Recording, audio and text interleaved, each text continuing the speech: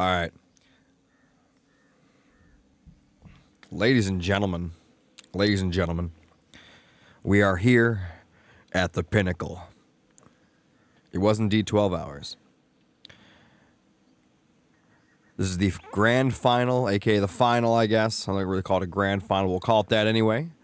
Of the Age of Empires 4 Fight Club. This has just started back up. I'm really excited about it. We have Camper and a Zoo in the background making these tournaments possible. We'll be having them every single 2 weeks. Big shout out to Scorpion for helping with these discords and adminning and things like that as well. But without further ado, let's get into the series, the finals.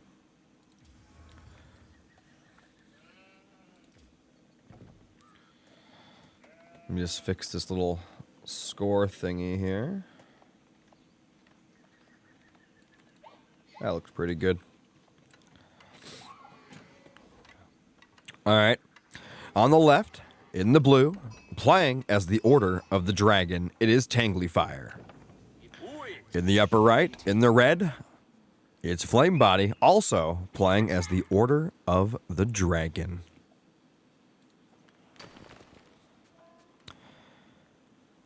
Man, what always surprises me when I get on here. It's such a good-looking game. I don't know. And it's crazy because I'm not even watching in HDR, which we could do. You can play this game in HDR; it looks even better, but you can't really stream to Twitch in HDR, unfortunately. This game in HDR is actually very, very pretty.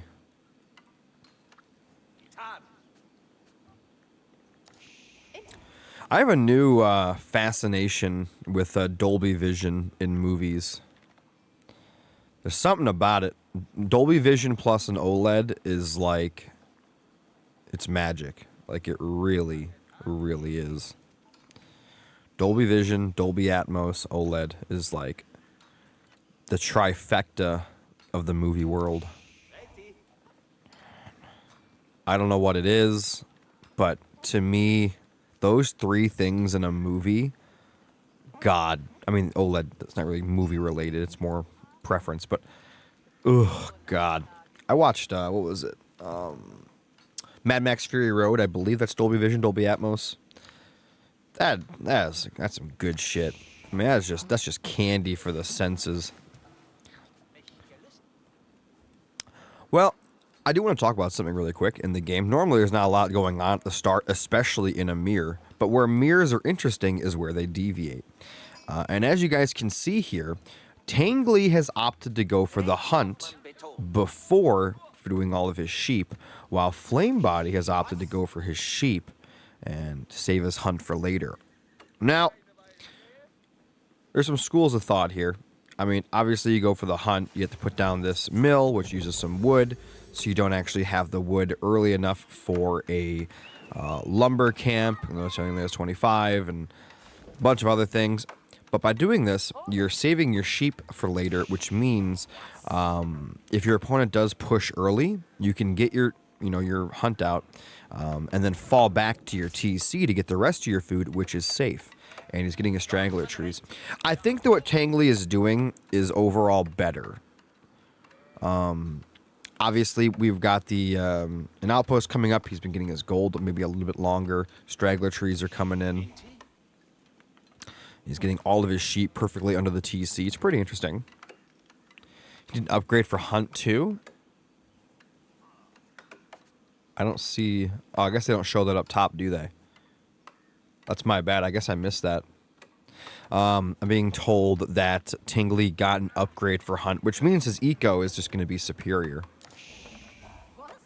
Overall.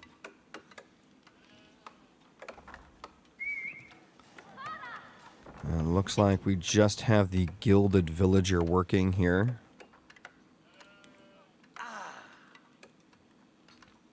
Flamebody playing very, very defensive. The tower at the front is interesting. Is this because he assumes his opponent might go for the Gilded Pikeman, aka the little pokey boy? Because we've seen that a lot this tournament, and I mean a lot this tournament, where people will go order the dragon, they'll put up a barracks, they'll send one spearman across the map, and they'll harass with it. Going for some stone as well. So these players, while they, like I said, I mean, it's the same map, same civilizations, two completely different schools of thought. Very interesting. However, they are going for the same landmark. The icing on the cake would have been if they went for different landmarks. I'll be completely honest. That would have been that'd been some funny stuff. All right, so continuing to go for his hunt, completely uninterrupted. So he's going to be super happy about this. He gets all this food uninterrupted with his upgrade. Going for a lot of stone. And another villager will be popping out here shortly. We have 6 villagers over on the wood line. You can actually tell if I hit the little clock up here, you can see how many villagers are on each and every resource.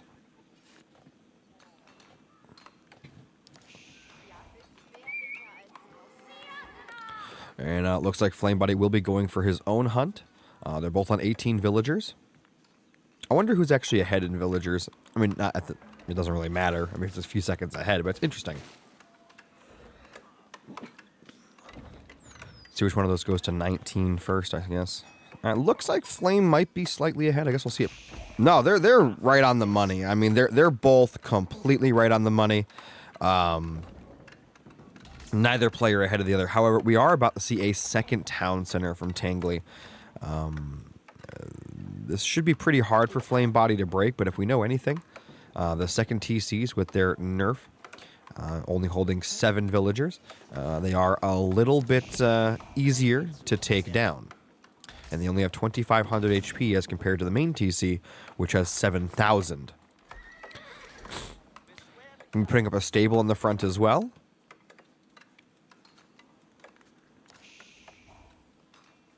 And it looks like he'll just be mining away at the gold. Flame's already got up a little wall over here as well. That should be helping him out. Just in case he does get attacked from the front, they'll have to go past his gold and past his outpost.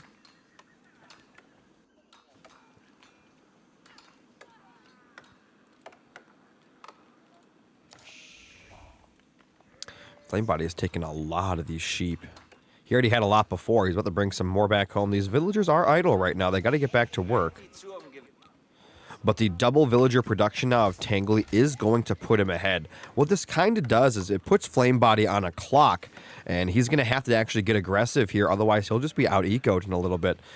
Right now, obviously, Tangly, because he spent all those extra villagers and time on getting stone, on building the second TC, he's down in other aspects. And I think Flamebody has to take advantage of that before Tangly not only catches up, but just completely surpasses him in eco and just all-out unit production and everything.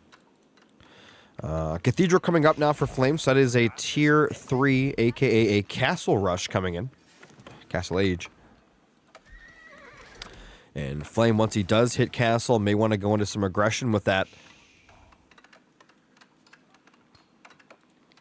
We've seen him do this before. I think we've actually seen this exact same thing.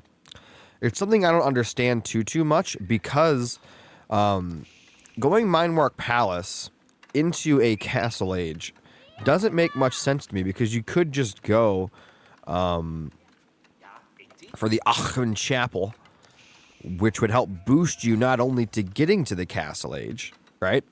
But it would also boost your economy to the point where you could just put up 2 blacksmiths instead of a cathedral and get all the same bonuses and more. So, I mean, I guess we'll see, but I just don't see the point of going for this landmark if you're going into Castle Age.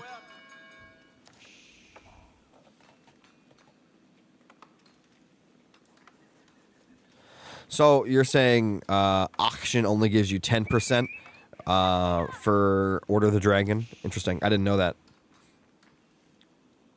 I know they're still cheaper in the landmark. I know that.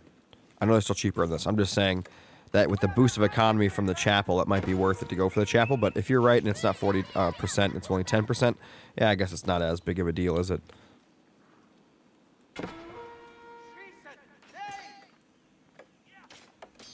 Got a horseman battling a scout here. That's never going to go well for the scout. What's interesting to me is not only does Tangly have a better eco by a large margin now, he also has more units on the field. Now, let's keep in mind, Flamebody can build better units than he can right now because he is in the Castle Age. But Tangly is not going to be far behind. He can actually go into the Castle Age himself very, very soon, whenever he really decides to. Gilded Knights are out on the field. There's nothing that Tangly can build right now that can probably fight these. Archers are not, that is a no-no. Probably the worst units you can build at this current time is a Gilded Archer.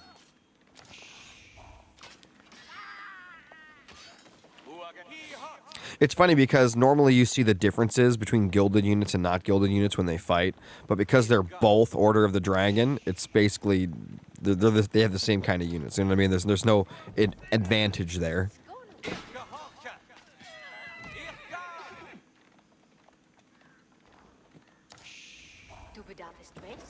Oh, dude, all the Order of the Dragon units look good.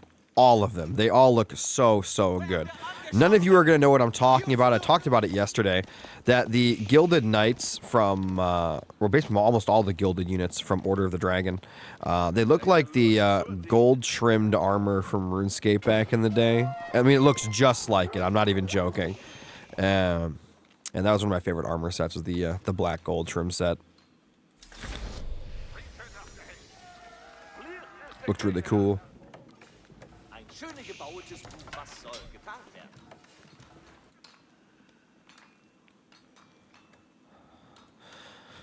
Alright, so already going to be going for these artifacts, because, you know, why not? I'm surprised he's able to actually get that without getting found out by a horse or something. We got a Gilded Spearman out on the field as well. Now, while the Knight should win this, it's not cost-effective to do so unless you heal the Knight afterwards. Gilded Crossbowman coming out, too. Look at this.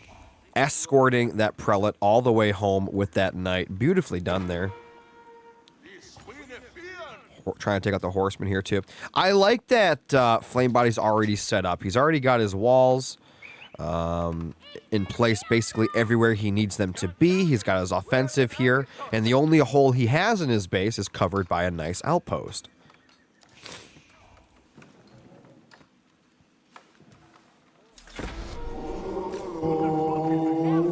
Oh, he tried to Wolo his way out, but was unable to do so. That's not happening either.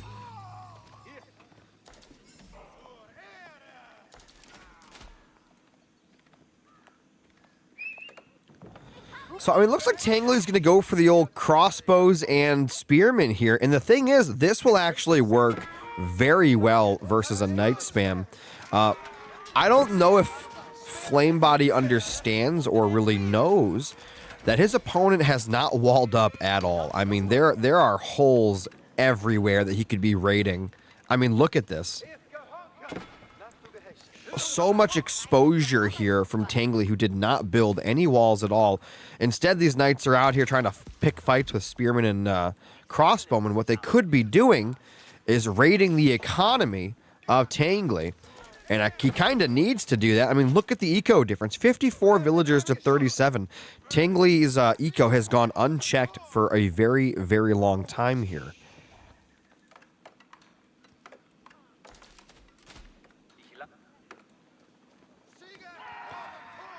Absolutely, Badabushi. He really, really did need to get those relics and was unable to get them all.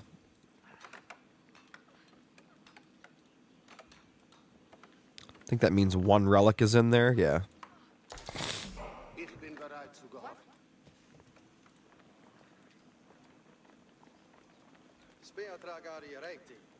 He's got one spearman. He's got a little bit of everything here. He's got 4 and 4. It's a nice hit squad. It really is.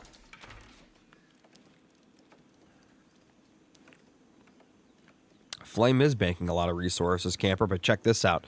For a second, Tangly was at 1,000 gold. This is not good. This is going to lose to this. Like, really bad. Oh, no. Yeah, this is not good for... I love my knights. Don't get me wrong. I love my knights. I just don't think Flame's using them in the best way possible.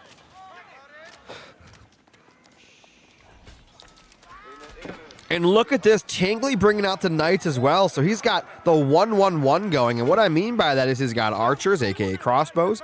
He's got spearmen, and he's got knights. So he's got, you know, a little bit of everything going on. And these two knights, one knight already goes down. Not cost effective at all. Tangly just playing such a smooth game here. And that knight dies immediately. Also, I want to talk about the upgrades. Flame does have way more upgrades than Tangly does. However, Tangly does have double precision crossbreeding here. So he's going to have a lot of food income.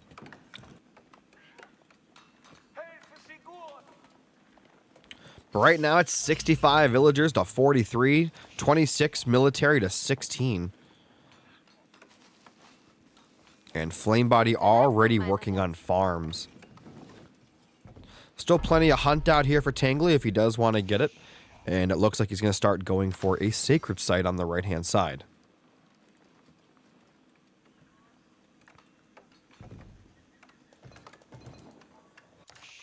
Huh. Yeah, this little hit squad is not going to cut it.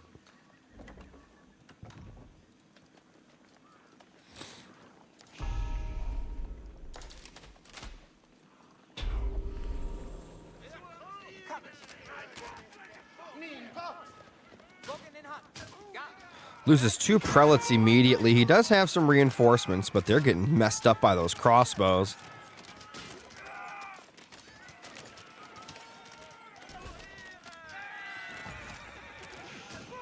Oh my god. Yeah, Tangly's crossbow army is just killing so much. Oh boy. Yeah, Flamebody driven all the way back into a little corner here. He is out on the map. He's getting gold. He's getting some hunt. And he's getting berries as well. So even though he doesn't really have map control, he is still out on the map risking it for the biscuit right now.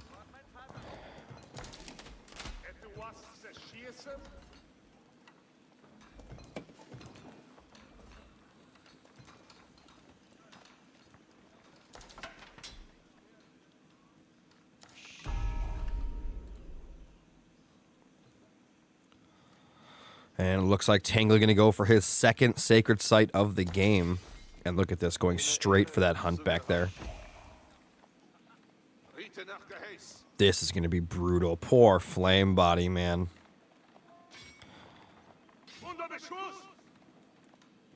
Well, it looks like he actually got most of the hunt. So as long as the villagers get to the gate, he's going to lose one. That's kind of okay. He's got to get through the gate. And he's good to go. Loses 1 villager and he manages to get all the hunts, so that's okay. Could have been way worse. Way worse.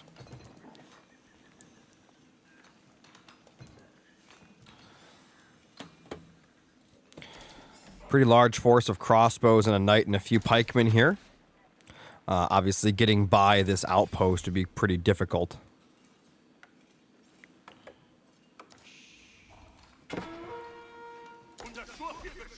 Yeah, it looks like his gold mine is getting caught.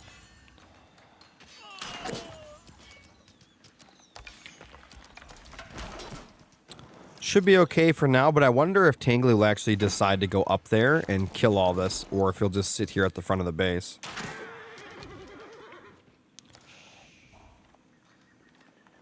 And it looks like he wants to move forward. I don't know if pushing into this outpost is going to be a good idea, because this is where the army is as well.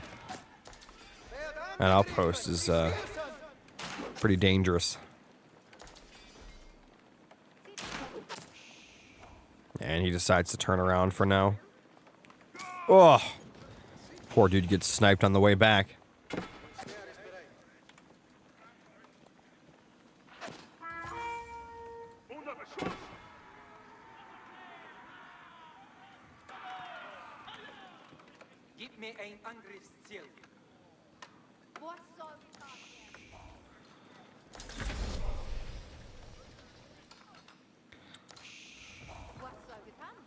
Well, Flamebody has reached the Imperial Age using the Palace of the Swabia, and he's starting to pump out those gilded villagers like it's hot.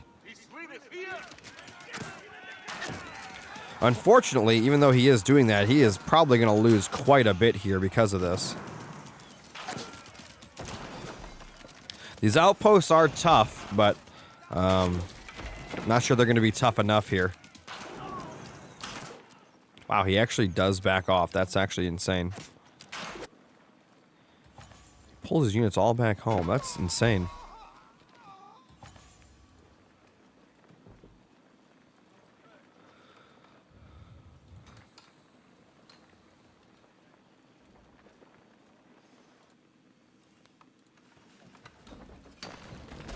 Siege Workshop coming up in the front for Tangly. And he is now going for that third Sacred Site, but it looks like that outpost is not going to allow that. Could have done it over here, but he was just within the range of that, which stopped him.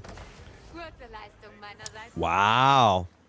The Elsbach Palace coming up right in the front. That's a defensive landmark. That's going to be really annoying for Flamebody to deal with. He is not going to be happy about that.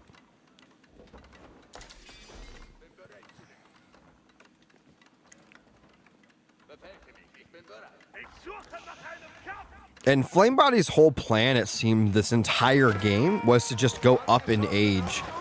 And unfortunately for him,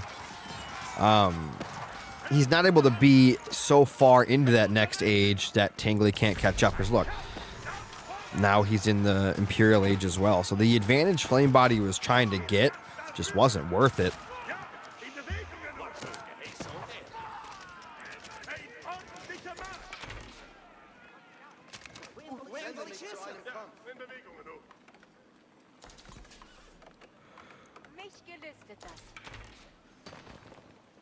I mean, Tangly is just so far ahead in every aspect right now. It's insane.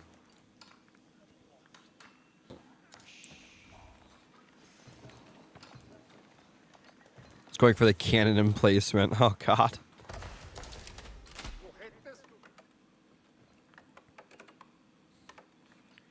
Can I show income? Yeah.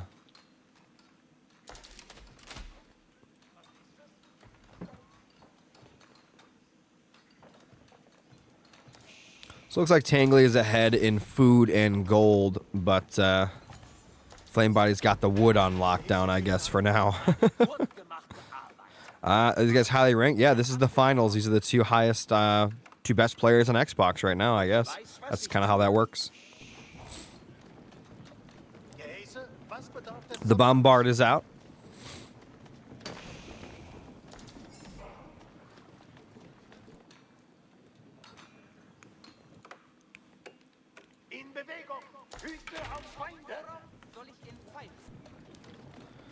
Looks like Tangly is going to move all the way over here. So this gold that Flamebody's been getting is toast. It's cooked. Because I don't care about your two outposts. That's not going to cut it. Yeah, he sees the cannonball hit the tower and he's like, ah, I understand. Damn.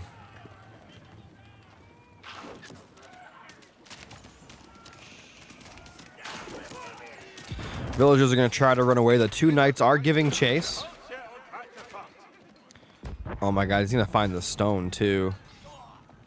And I think that Flamebody just ran this way for two reasons. Number one, it doesn't give away the stone. And number two, his army was here, so seemed like a worthy idea. Getting shot by that cannon. Oh.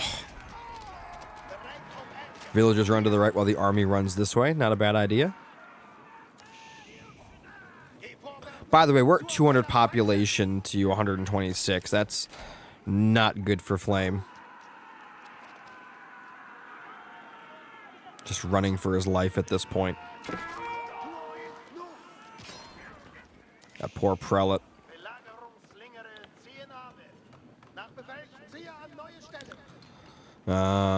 Flame's got to pull these villagers back. They are going to get hit. Yeah, I think he realizes that too.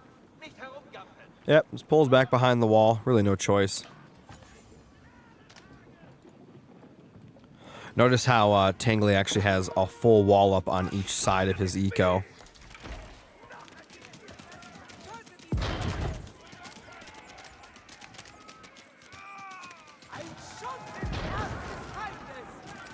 Well, Tangly is going in. Flamme's going to actually have to fight here. Is he going to try to counterattack? And is that a castle? Oh my god. What is... Does he not realize he is under heavy fire right now? By the way, Tangly is floating 5,000 food and 1,000 gold. University getting smacked down by that cannon, but the cannon will get hit. He has to get a villager on that right now to repair it before it blows up, and it's cooked.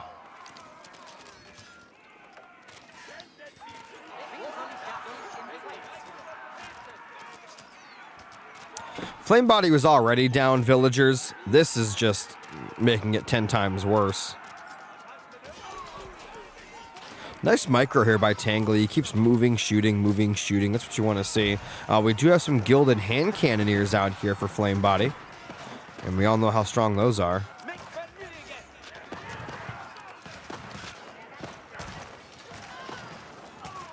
Just killing as many villagers as he can. Man. This is brutal. Sure, Tangly's losing a lot of military, but the trade he's getting is so good. Because he can replenish this army. Flamebody struggling to replace the villagers. He has double the villager count right now. Wow. And he's just continuing to kill more.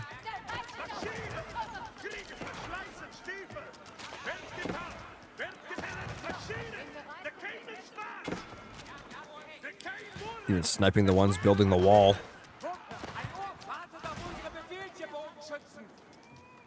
Wall didn't completely finish. But it seems to be enough. And look at this. He's even out here grabbing these other gold. So still trying to be active even though he has taken quite the pounding.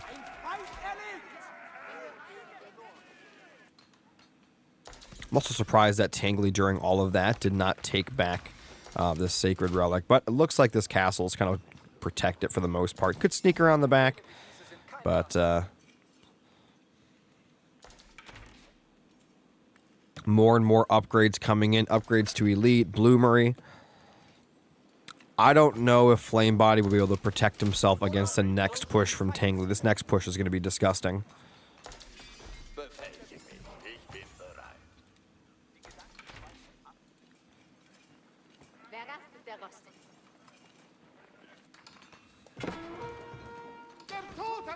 Yeah, see, look, he was trying to run the prelate in straight to the sacred site, but the castle just took him out. But at least he knows now about it. He might build another... yep, there it is. Bombard coming out.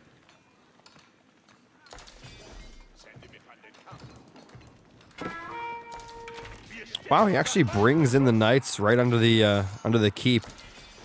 He just loves killing Flamebody's villagers, man. Flamebody definitely should have been a lot quicker on the response there. Probably should have only lost maybe 1, maximum 2 villagers, but instead it looks like he lost like 5.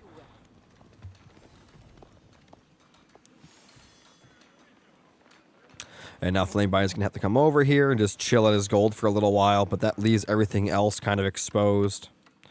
Putting up a little outpost next to his other gold, why not? Where's that bombard?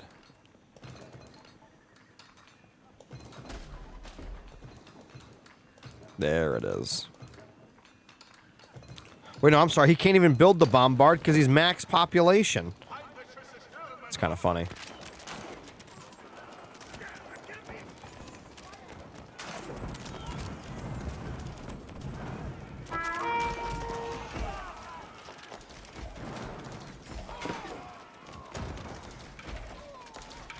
All the prelates die very quickly, but the army is not what he has to fight against, and see how well that goes.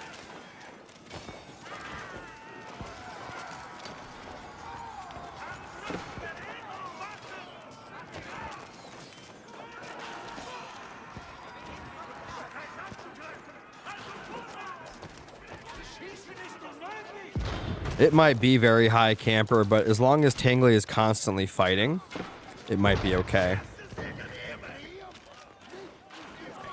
When you have too many villagers, as long as you're constantly trading, it's kind of okay. You just don't want to be in a situation where your opponent has just a much larger army than you. So basically, he can't let Flamebody get to 120 population himself.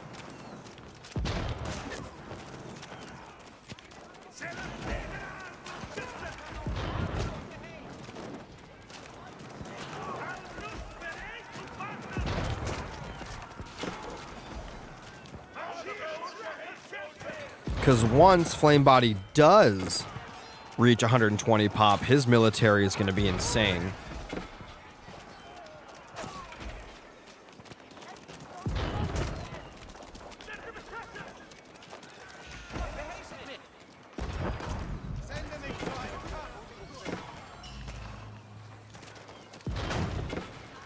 He tried to steal the relic. That was funny.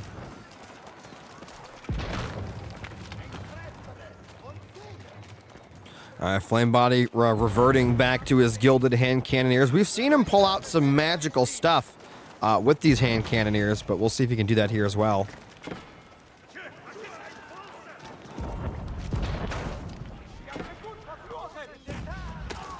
That castle putting in some work.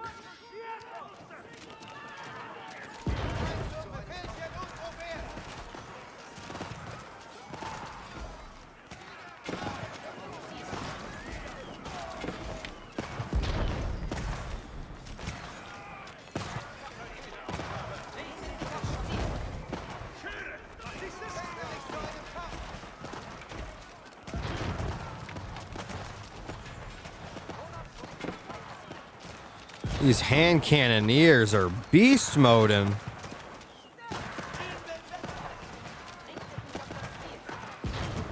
Lucky that cannon's not shooting him, though.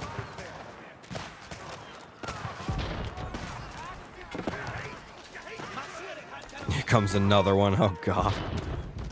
140 villagers with Order of the Dragon. I'm not sure that that is the best way to go.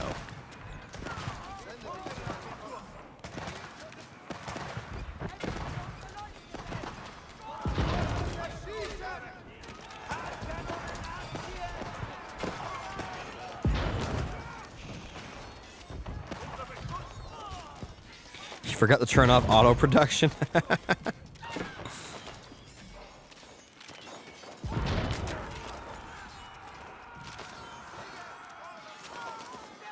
It's funny because he's like 50 villagers behind Tangly, but he still has like relatively close military. Really struggling with his gold. Oh, he's gonna put a keep up between the golds. Oh no. Well.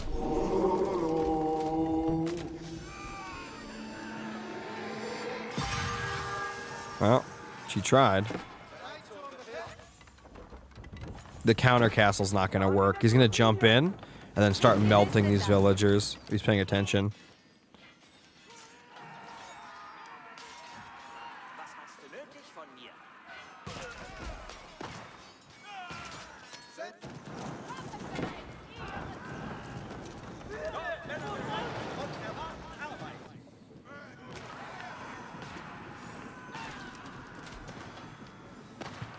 Those 4 cannons would about do it. Let's get in that gold up top again, though. I love how he has so many villagers that he can just fight a keep with them while he's mining. Just sitting inside the lava. Yes, I know it's burning oil, but it's funny. Looks like ants. Just...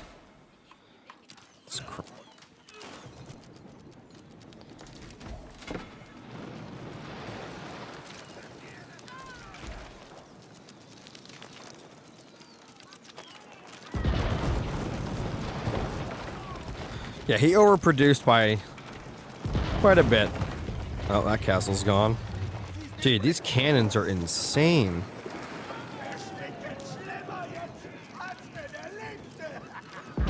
So his gold production is right here for now. He might want to put up another mine back here as well, but we'll see what happens.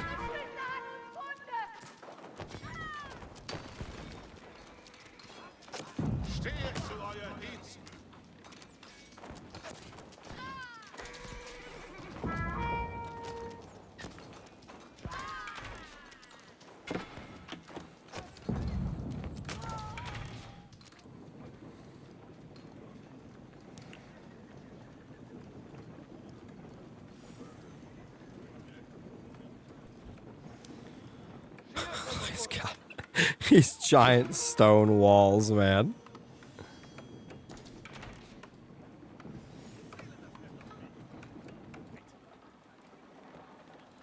Well, these springolds would be good against the cannons. Oh my god. Okay, that stone wall did not put up as much of a fight as I thought it would.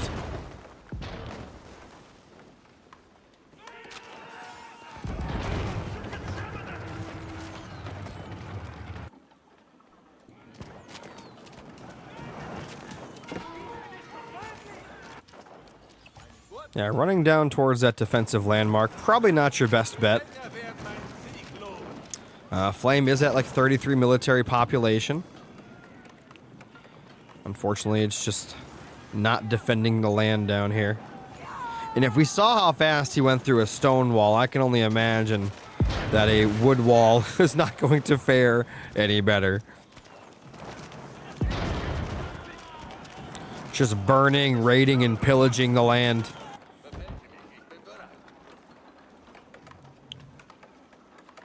Man, Tangly's eco. Guys, look at this. 20,000 food, 5,000 wood, 3,000 gold. Absolutely insane.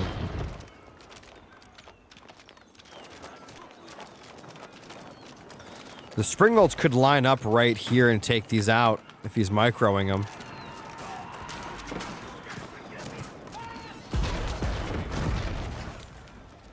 Well, never mind. He ran right by to kill the springolds. And it looks like the spearmen have made their way down here. Yeah, he killed that thing quick.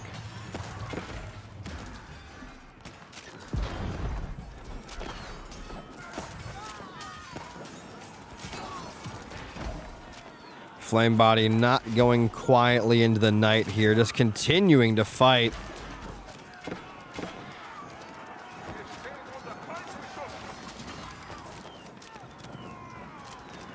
What's up, Dark Souls?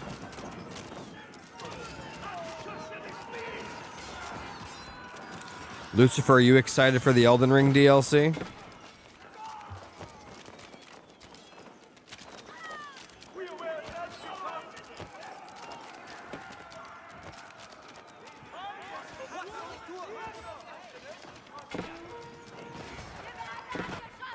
Oh, wow.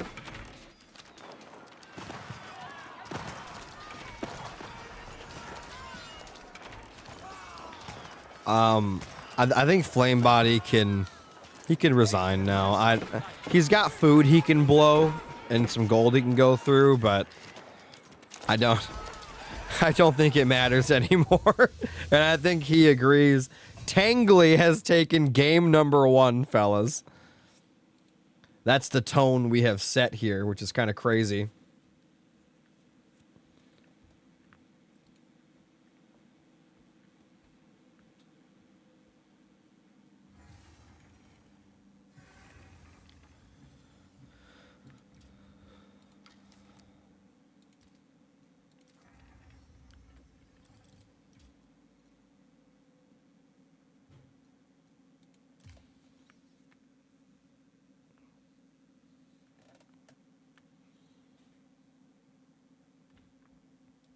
And by the way, guys, if you are enjoying the stream, do me a favor and hit that follow button. If you want to help support the stream, you can donate or subscribe using the links in the chat. You can also gift subs, bits.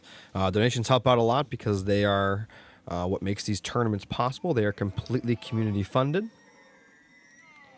And remember, if you sub, you get no ads on the channel. And if you are a Prime sub, or if you have Amazon Prime or Twitch Prime, you can sub for free. One quick second.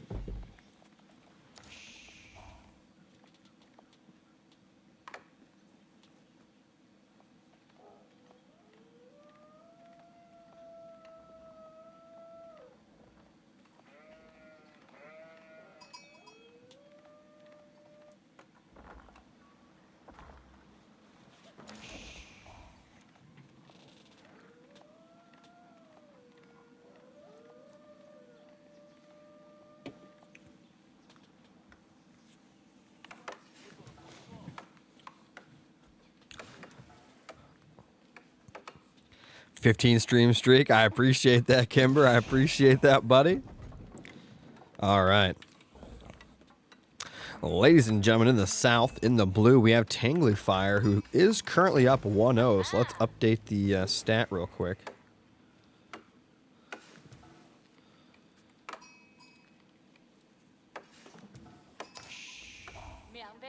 I don't like that. Hold on, let me move it a little more.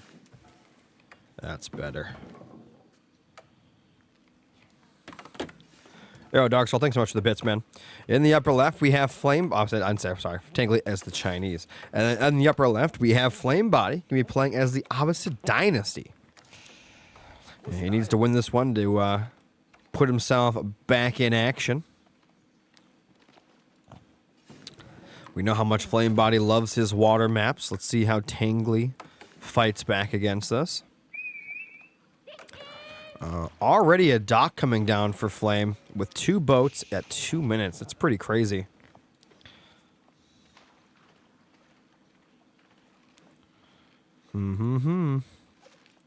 Dock already down here as well for Tangly with 2 fishing boats. So both players out on their water.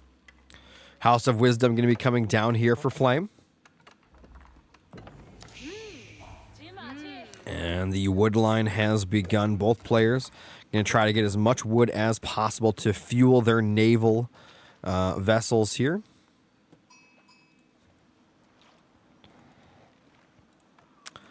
Fuel the machines of war.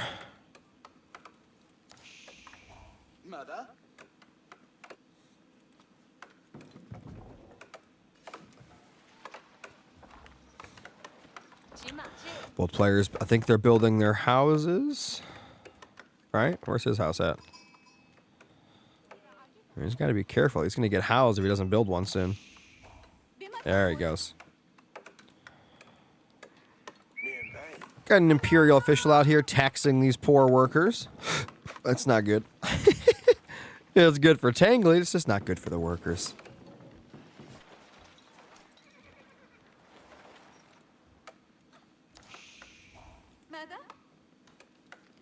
Right now we're looking at 290 actually, almost 300 wood per minute, and then Flame Body is at about 200 wood per minute.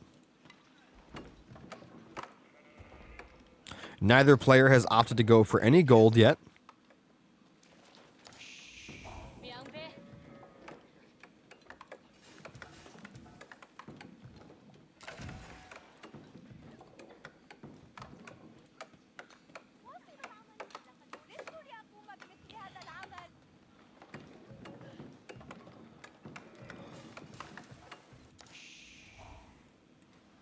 Alright, so we're looking at 6 fishing ships for Tangly. And I think Flame Body stopped at 5. Yeah, he stopped at 5 fishing ships here. He's opting to go for a second dock. Wants to spread out the naval armada.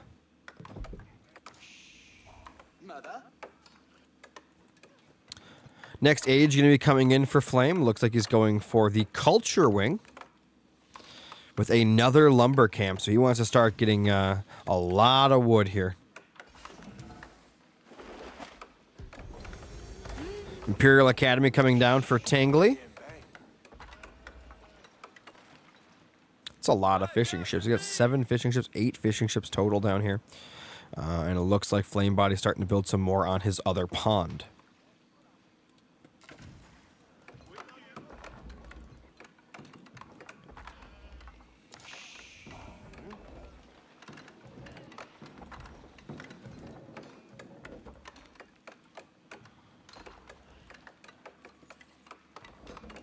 Now, I'm wondering if we're going to see any actual feudal aggression from either one of these players. I don't know if we will, but between the Abbasid and the Chinese, we might though. I mean, they're both fueled by their fishing ships, but what we might see happen is just straight to castle before anyone actually fights the other, which is possible. These players seem to like to build up before they do anything crazy. Look, he's actually trying to stop that dock from going up, attacking the villager with his own villager and scout. Does not want flame body building in his pond. Understandably so.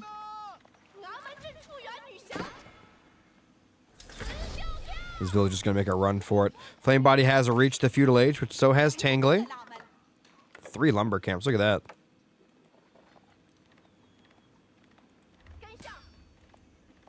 The scout from Tangly is super weak. Now it's going to be very hard for him to stop this. He's going to go straight in for the villager. He doesn't care.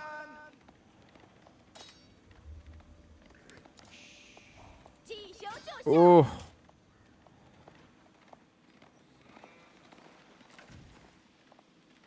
Scout's getting a little bit of health regeneration here. Oh, his villager's dying to the wolf? No way. Oh my god.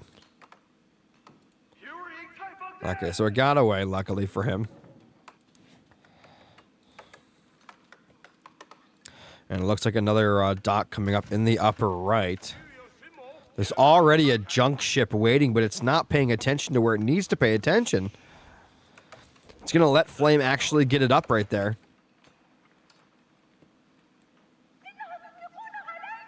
Luke, oh my god.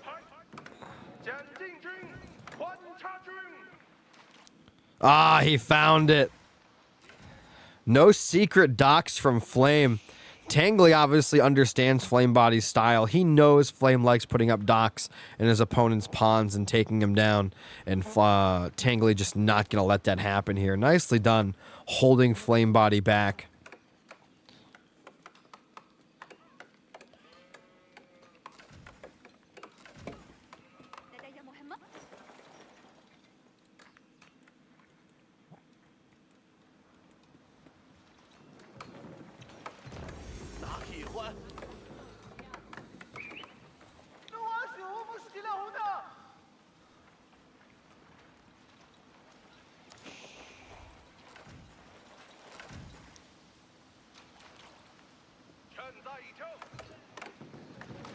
The graphics are good. You can even go into cinematic mode.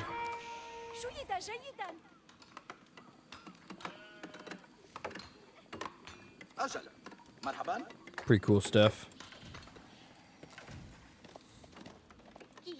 These scouts have been attacking each other the entire game.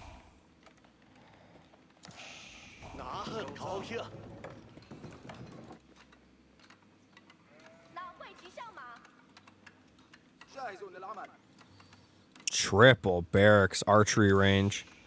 So Flame Body is preparing for a insane attack here in Castle H, which I do believe, yep, he is going for the military wing. Unlocks boot camp, composite bows, and camel support. Is Tangly going to go into Castle? He almost has enough for it. Got a village coming up, has an archery range coming up. We're going to see some Castle Age fighting, guys. I kind of predicted this at the start.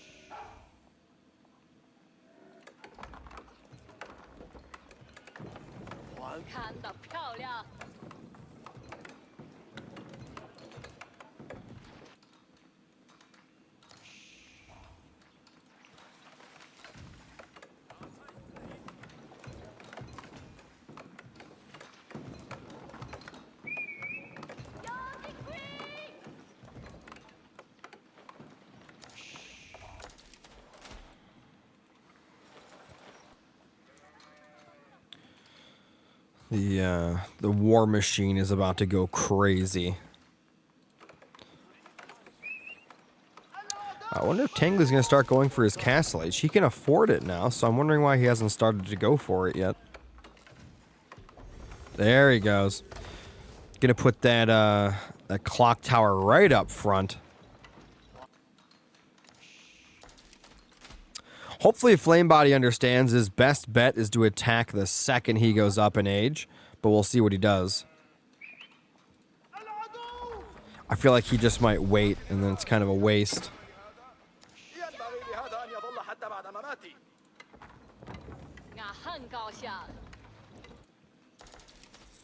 Alright, starting to pump him out. The Gulam.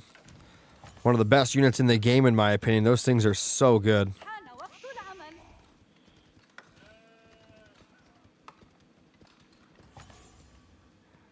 You like water battles, Dark Souls?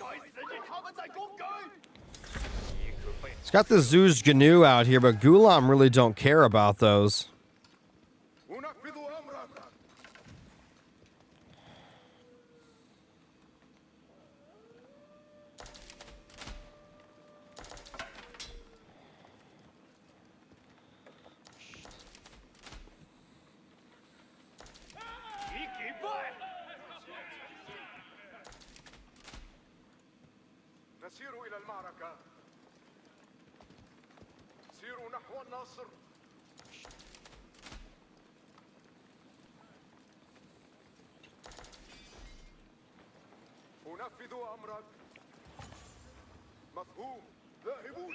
He doesn't have very much, but those Gulam are incredibly powerful.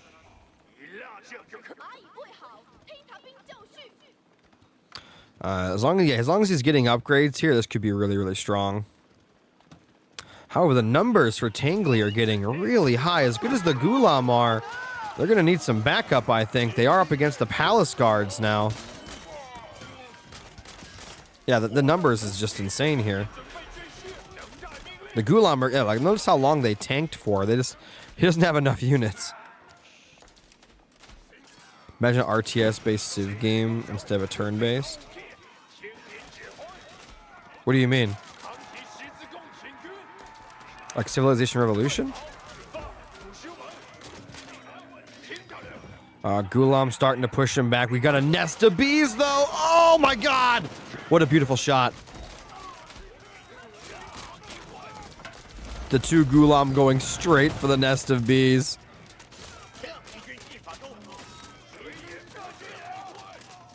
Not going to be enough, though. Flamebody going to get pushed back. As good as those Gulam are, they are not covering it. Not covering the spread. Man, Tangly just putting on a clinic. Where'd this guy come from?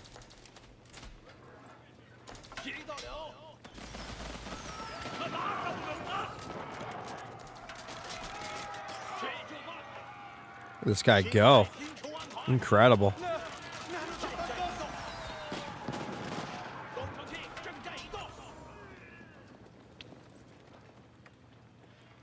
India? Okay.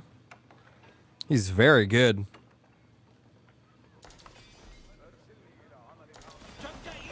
Tangly, the new top G? We don't know yet. We don't know. This is the grand finals. If he wins this, he is up 2-0, but it is a best of 7, so anything can happen.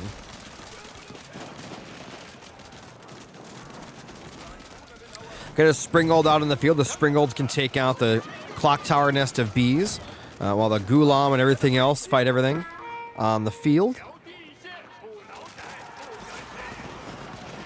Man, this death ball from Tangly is so good. That Springold is hunting. It's hunting that thing. Why is it not shooting? It's not shooting it. Oh, it's shooting the infantry. That's not good. Bang. Takes it out. A lot of veteran archers here. Gulam starting to come back. He's a lot of Gulam here now. He's a lot of Gulam to take these things down.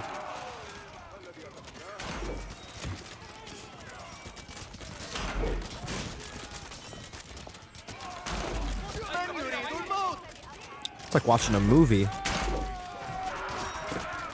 Gulam are really tanky, but he just doesn't have enough of them. He's only sending them out one at a time.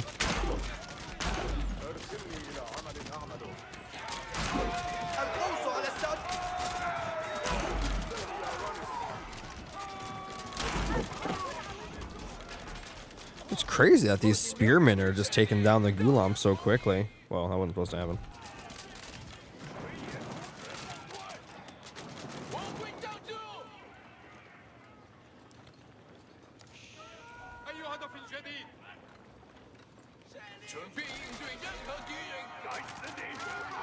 Man, these things shoot so quick. It's got crossbows and the Zuzganu in there. Putting up an outpost on your opponent's gold in front of their base at 16 minutes is so disrespectful. Oh my god. Tangly is telling Flamme to get out of his game right now. This is insane. That's wild. Okay, we got a Mangonel out. Mangonel could be very good versus this if he can get some good shots. I think Mangonel with a bunch of Gulam could be good. The Gulam can tank while the Mangonels get off their shots. Or the nest of bees, the clock tower nest of bees to be exact, are no pushovers.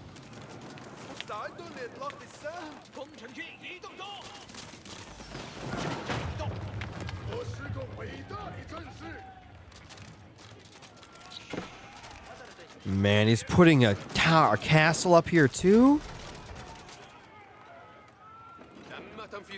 Flamme looks cooked.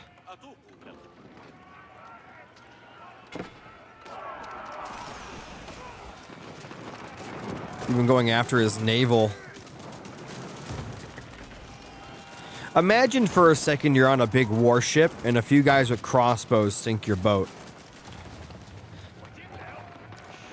I'd like to Google through history and see if that's ever actually happened.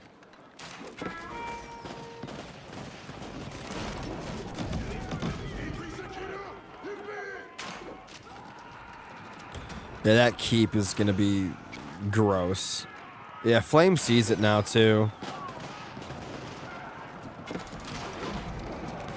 Nice shot.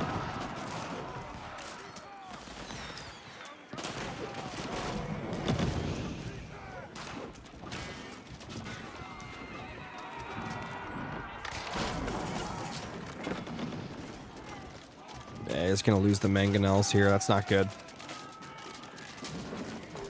Yeah, the Palace Guards, along with the Zuzganu, these are so gross. Just killing everything. And that is it. My god. Tangly quite literally just took us all to school right there. That was a dissection. Wow. That was not on my bingo card to watch Flame Body get bodied like that. No pun intended. Holy crap. I did not see that coming. That was, honest to God, incredible. It was almost hard to cast that because I was in like awe. Dude, camper, no, seriously. Who is this guy?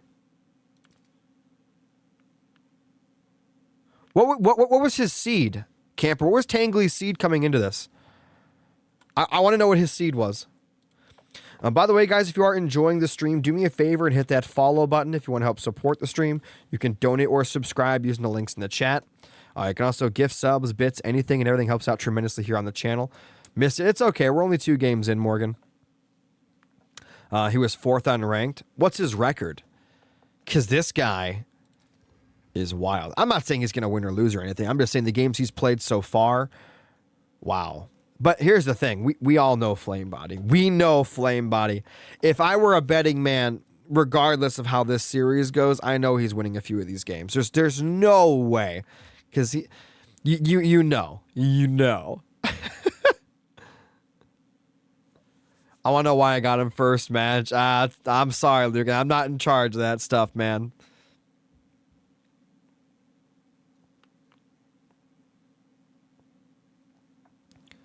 All right, guys. If you're enjoying the stream, make sure you hit that follow button. Make sure you donate or subscribe if you can. And we are going to move on to this next game.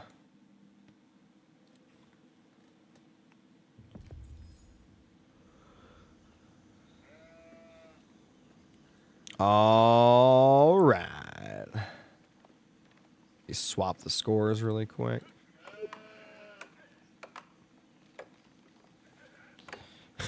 I'm Diamond 1. Dude's out here bodying top 5s. Honestly, incredible.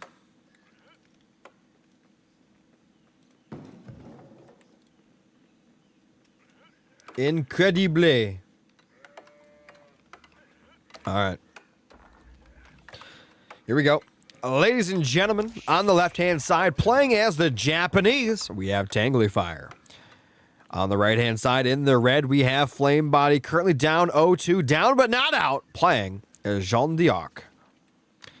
And I do believe Jean d'Arc, one of the better Xbox civs, so I wouldn't be surprised if Flame Body just laid it out here this game, but the Japanese are fantastic as well.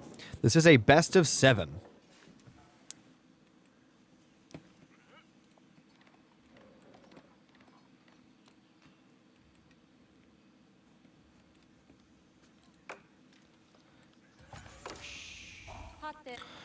All right, so we got some workers going over to the gold. Seems to be a pretty standard Frenchy style play here. A lot of workers getting some wood right now for Tangly. Bringing in some sheep from the north, going after some berries at the same time.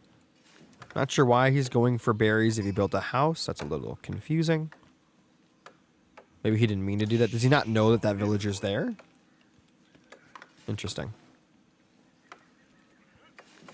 Oh, the house is a mill for the Japanese. It's a farmhouse. I'm an idiot. Well, now we know.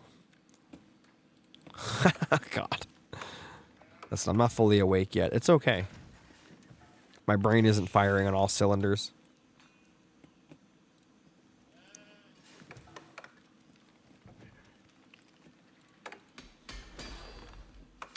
It's not a blacksmith camper. It's a forge. Get your shit right. And looks like the School of Cavalry going to be coming up here for Flame. Using Jean d'Arc, the peasant, to build that up.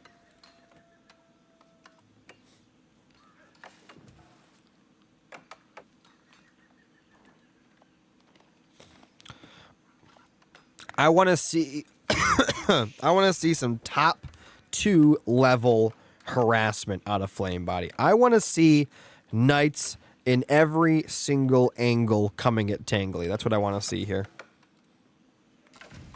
It's open. There's really nowhere to wall. It's not even possible to wall, really. That's what I want to see. I want to see knights from every possible orifice.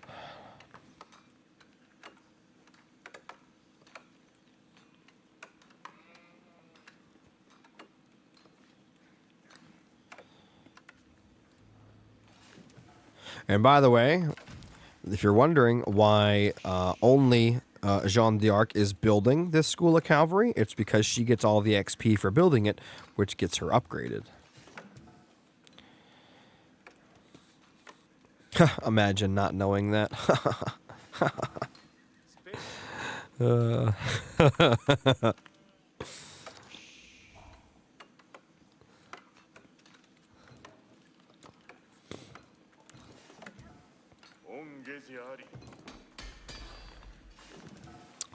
I wonder if Tangly's planning. I wonder if Tangly's planning on going to the next stage. He is. He's got the Akoka Township. I did not know that. It's okay. I didn't know until yesterday either.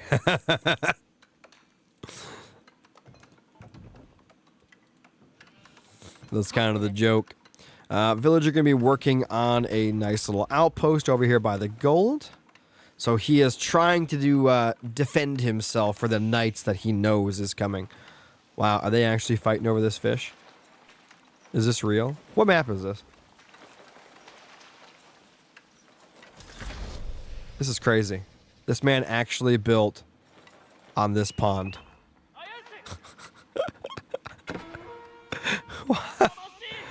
Bruh. This looks like something a zoo would do. Oh, there's one little spot of water. Let me slap down a dock and 5 fishing boats. Wow. Well, he's got the outpost. You're going to jump in there at the villagers or what?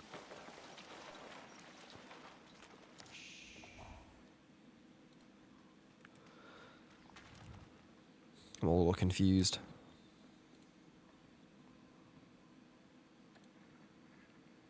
Well, I guess he just wants to leave it there for now. All right, Coca Township going up.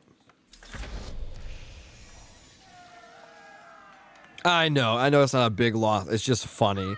Like, if you look at the map, this is the only spot of water on the whole map. And he's like, yes, give me that fish. Give me that fillet of fish. Give me that fish.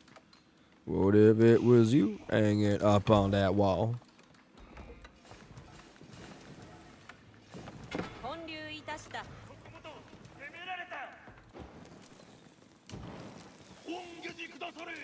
What? Oh my god.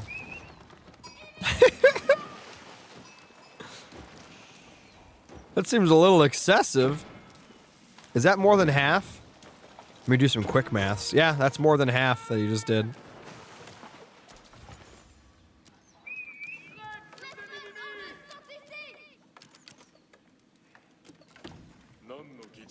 We got some shinobis on the field.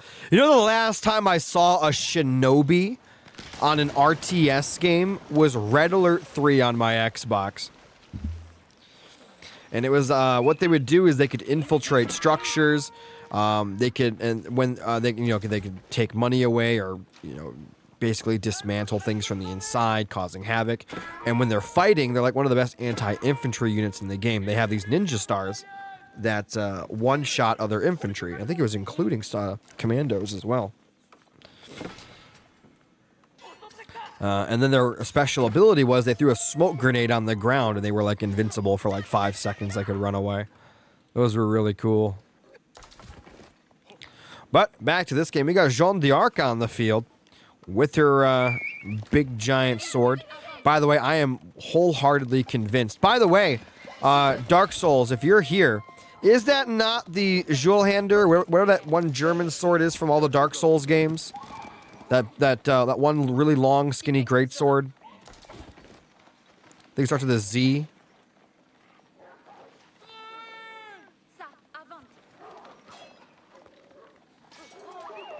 Shinobi can 1v1 knights? I don't think so, can they?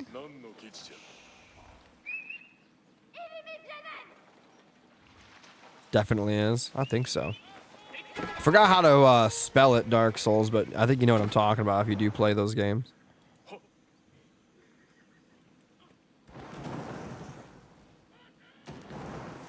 Let me Google it really quick.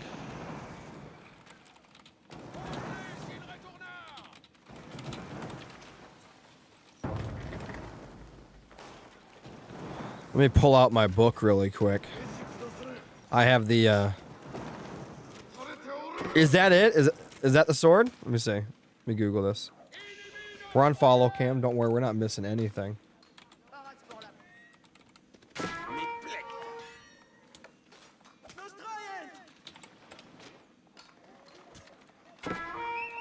Yeah, that's it. That's the one. Dark Souls, that's the one. That's 100% the sword, dude. That is 100% the sword she is holding. Without a shadow of a doubt.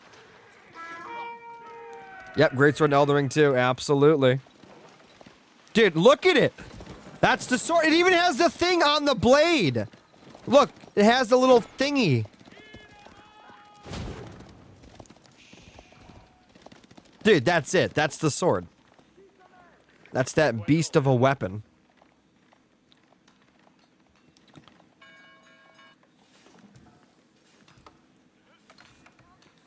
That's awesome.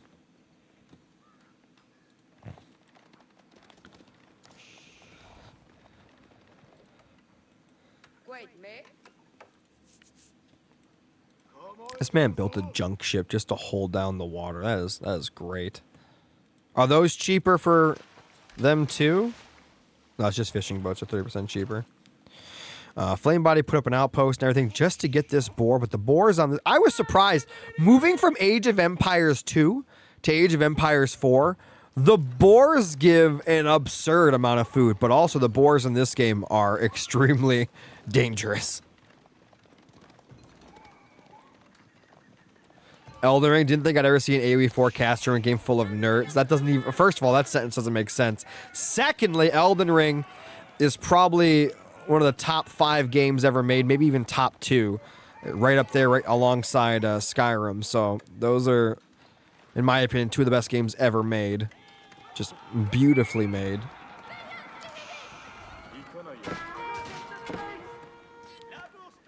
Look at the shinobi, man! The espionage. The shinobi reminds me of like an earlier game, Gulam. Halo S2 is the best. Alright, floating gate coming up. Tangly up 3 villagers, by the way.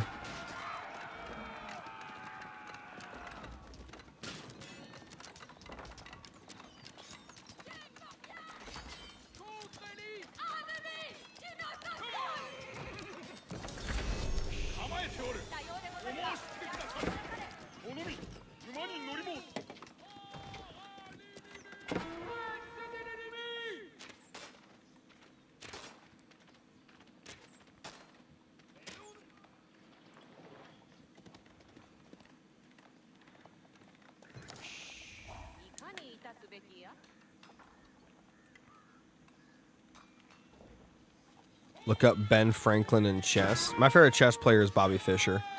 He went crazy. That's how deep into that he was. He went crazy.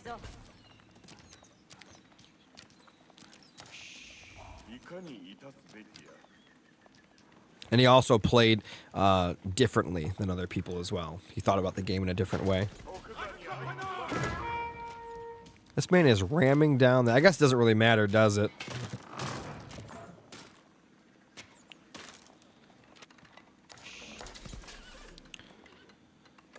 Surprised she hasn't gotten an upgrade yet. She's been doing some work. Outpost coming up in the front. Mounted samurai. Now we're talking.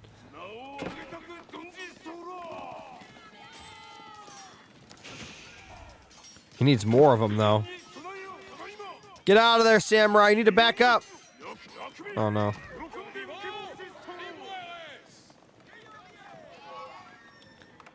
Do you imagine like 10 mounted samurai just walking up and just pushing through your stuff? That's what I want to see. What's this building right now? Why can't I see what it's building? Oh, creating a new Yorishiro. Huh.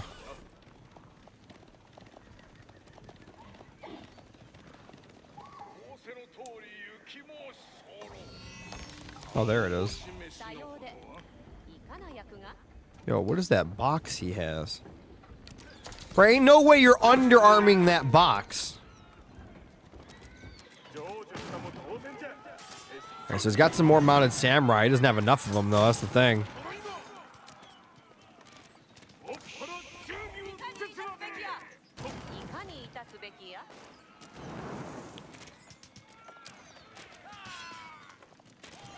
Dude, these things are so powerful. He just doesn't have enough. There's just too many knights on the field, man. Just to pull those 2 back, get the full health one up front. Oh, no. Yeah, as good as these mounted samurai are, if you only have 1 versus a 20-man army, it's not cutting it.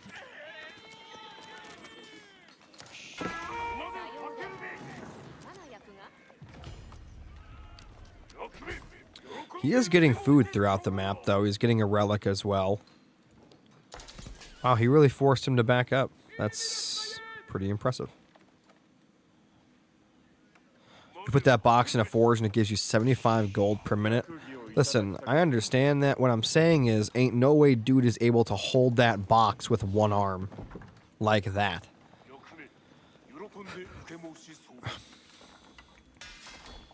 That dude must be fucking jacked under that robe.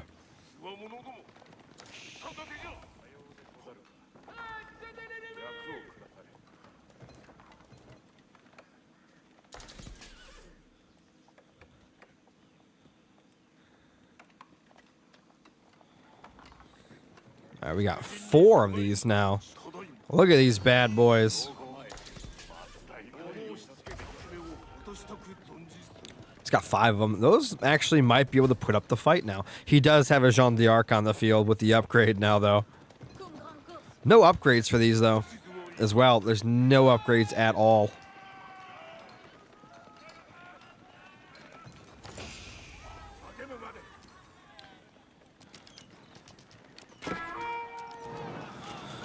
Does he have enough of these? Let's find out. Oh my god, those got hit really hard. Mounted Samurai.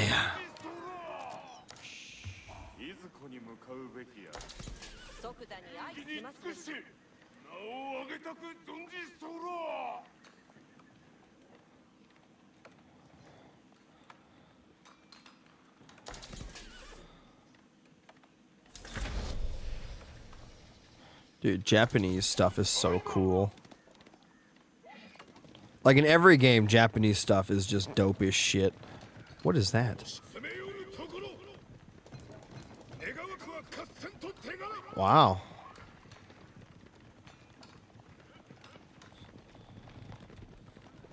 So this raiding party is basically OP as shit. I want to see this in a fight now. I wish he had some upgrades. By the way, Flame Body's at 14-9 villagers to the 38 of Tangly.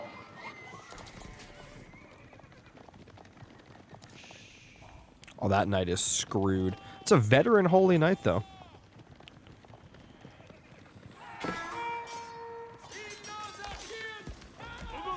I like that these have little shields on them. It's very Halo-y. Uh-oh. The tower is not done.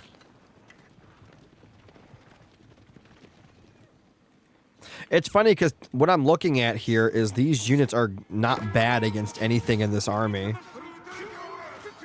I mean, I guess you don't have enough, but... I wonder if Jean d'Arc is going to get a nasty AoE attack.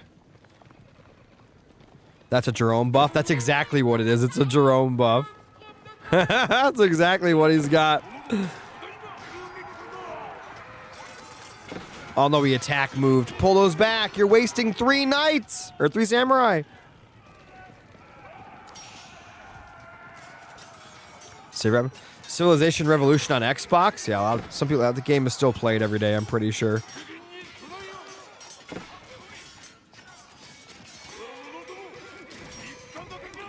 Mounted Samurai fighting, but they don't have enough. They're not going to win. The numbers difference will seem to be too great. And the upgrades are huge as well. Look at this, guys. He probably would have won, but look. Double armor upgrades. Insane. That might be it. I don't think Tangly can come back anymore. Just poke that thing right off the horse.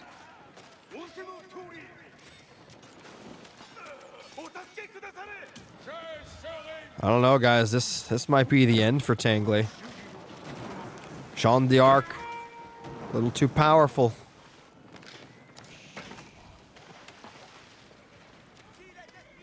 He's even got the crossbows now to seal the deal. 1 mounted samurai.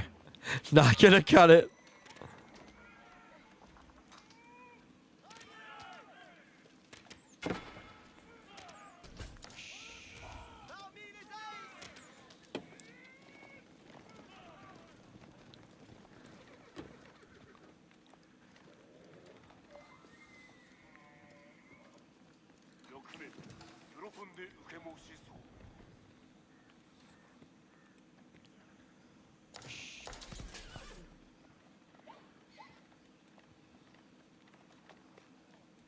Graphics are pretty good.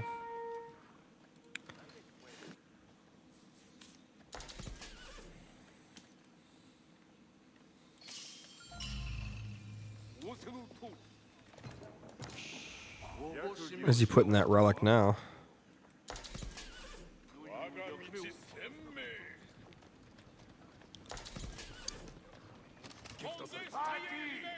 I wonder if Tangly just doesn't realize how dead he is. This next attack will end him. I mean, I love this. Look at these knights, dude.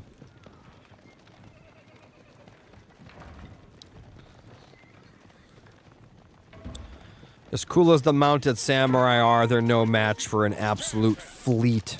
A horde of veteran royal knights, led by the Jeanne d'Arc.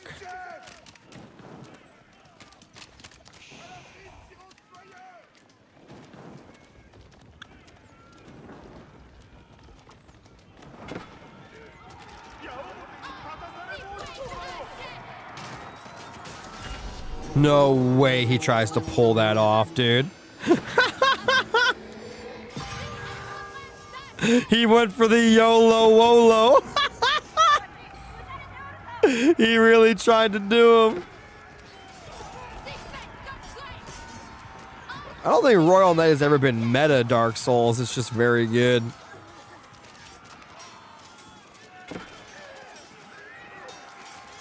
And that is it.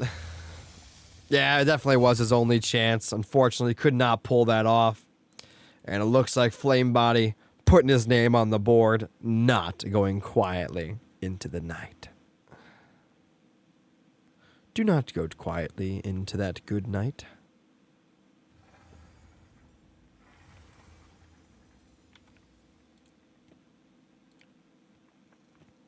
All right, guys, if you are enjoying the stream, do me a favor and hit that follow button.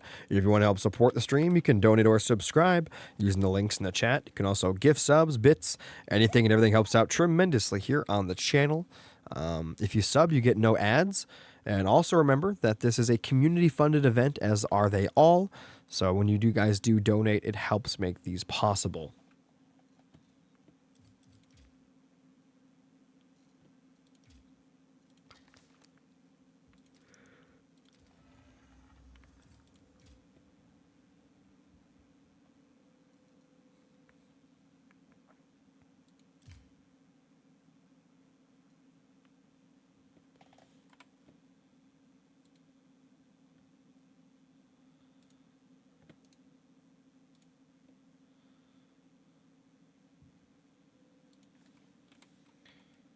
Dun, dun, dun, dun, dun, dun, dun.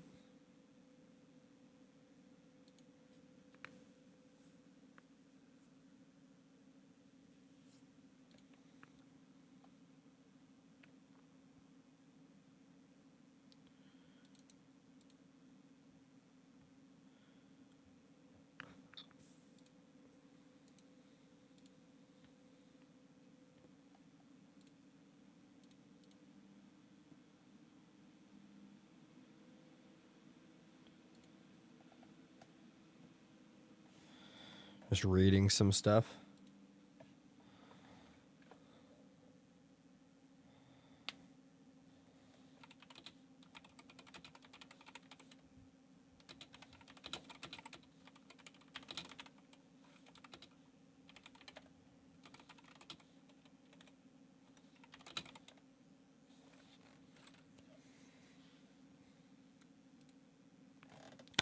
So the maps that are available obviously was Hill and Dale. Looks like it was the admin pick, so that was why that was game one, I think. I think admin picks are game one. Maybe Camper or a Zoo, if they're in here, could confirm that. Looks like the bans were Highview and Cliffside, which means there's a lot of water maps. You got Marshland, Boulder Bay, Four Lakes, Himayama. I guess it's not really a water map, but it does have that tiny little pond that we did see get some use in that previous game. However, the person that did use it ended up losing, so I guess water not as OP as it normally is. However, to be fair, I mean, it was a little pond with like 2 fish in it.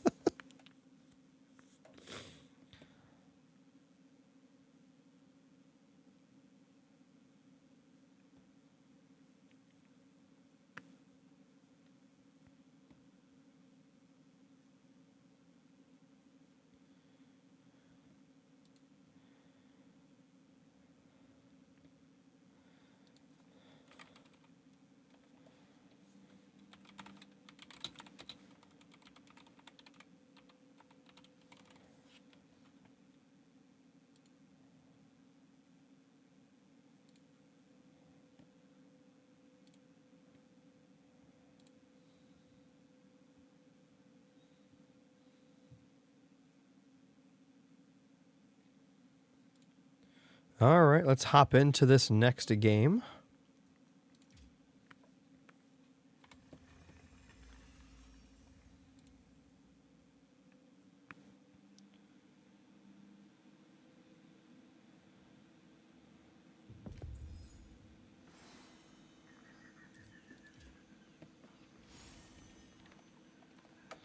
Get these scores switched. It swaps every single time, so I gotta like swap it.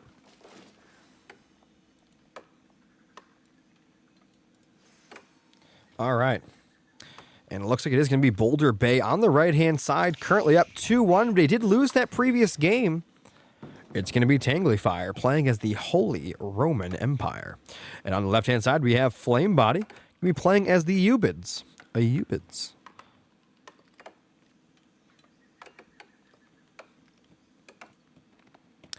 All right, so we got a worker already out here. It looks like a worker for both players. They're going straight to the Boulder Bay.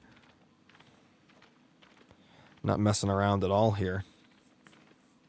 They want to make sure that they each get their dock set up as quickly as possible. It's funny because Tangly kind of just went right on by. He's not even going to scout Flame's dock here for a minute.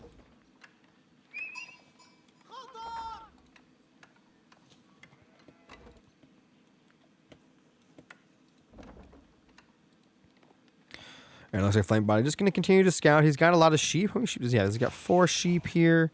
And it looks like 3 sheep, which means Tangly missed one somewhere. All right, so dock is already up. Boat is already halfway out before Flame Bodies even gets his dock up. So that's very nice there for Tangly.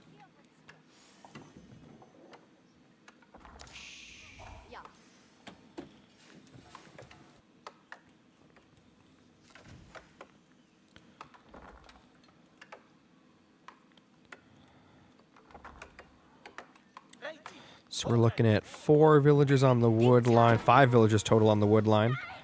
The Tangly scout has gone a little too close to that TC. Oh my god, he almost lost. He is going to lose it. Oh no. Oh no, that's really bad. Guys, you never want to lose your scout like that early. That is incredibly terrible. Now, luckily for him, he is getting food elsewhere out on the lake here. But that sucks because he can no longer scout or get sheep. And if he stops, 2 things happen here. If he stops to build another scout, he's not building villagers and he's spending 70 food that he can't spend on the villager. And then he's also spending on something else that doesn't give him food back in the first place. Technically, it does give him the sheep, but not directly. So that sucks. That shouldn't happen at this level of play. To be fair, I don't think he expected the TC to be able to go all the way to the edge of the map. So that was just an unfortunate set of circumstances, and he got caught. Let's see how Flame Body capitalizes. He's already doubling up on the ships out here.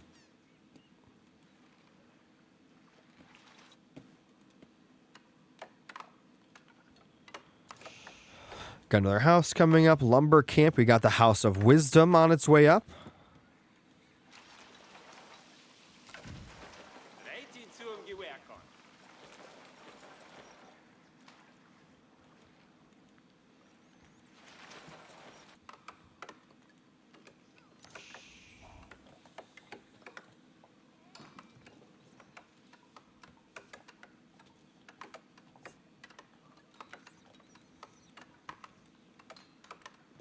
Triple villager on the gold. It looks like quadruple.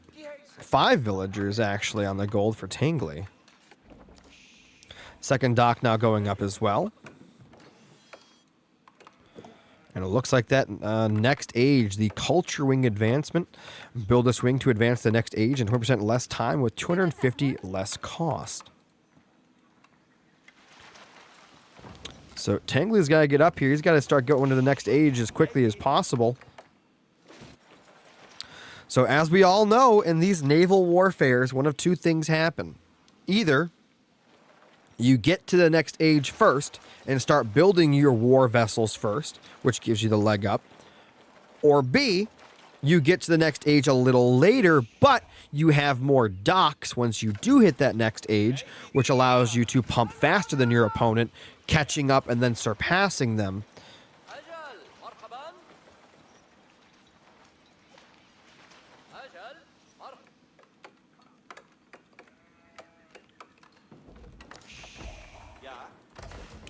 Aachen Chapel going to be coming up now. With the Aachen Chapel, he's going to get a lot more resources, and it looks like he is prioritizing wood heavily here. So he'll be getting a lot of wood at a much boosted rate for a very long time, and it's going to be triple dock from Tangly. And he's going to have the eco to do it, too. When that Aachen Chapel goes up, he's going to have so much wood on his hands. Okay, listen. Listen, I didn't... Shit. I didn't listen. I need my publicist to cut that out. That was really bad. Shit. Anyway, so Flamebody has reached the feudal age. He's already starting to pump out his ships. And it looks like Tangly is going to be triple pumping. So it's like, I mean, we just talked about this. It's either you get there first and you start pumping, or you get there second with more docks. And it looks like the more docks is going to be in the cards now for Tangly. But he's only double pumping right now. He has not started that triple pump. He cannot afford it yet because only just now has that Aachen Chapel started to buff his units.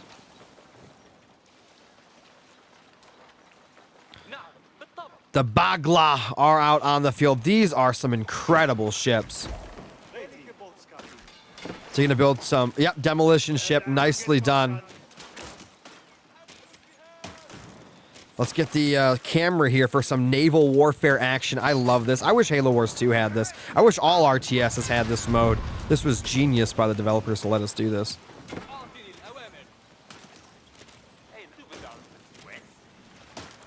It's a lot of boats out here. That healing is not going to be enough. He tried to come in and heal with the fishing ships. Could not do that, though.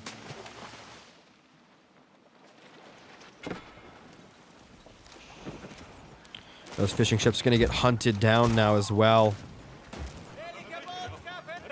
This ship has come out. Demolition ship going straight in for him. He needs to shoot it again. Nice micro. Very nice micro there by Tangly. But it doesn't seem to matter. He is losing this water fight. He needs some more ships out ASAP. 2 fishing ships come out. It's got a big ship. There's too much. There's too much. Big demolition ship. Where's it going? It blows up on nothing, it looked like. And here comes a demo ship for him as well. Guys, this is looking bad. Tangly is getting demolished out on the water. The Ubids, their ships look really cool, and they perform very well. They got the duo effect here. And the galley does fall. It looks like all ship production has ceased from Tangly. Flamebody has captured and secured the water. I love naval warfare in this game. I'm not going to lie. It looks so cool. I don't want to play it, but I like watching it. All right, so what's the backup plan for Tangly? What is the go-to at this point? Now, he's used his Aachen Chapel. He is still buffing these villagers slightly on the gold, but that will run out.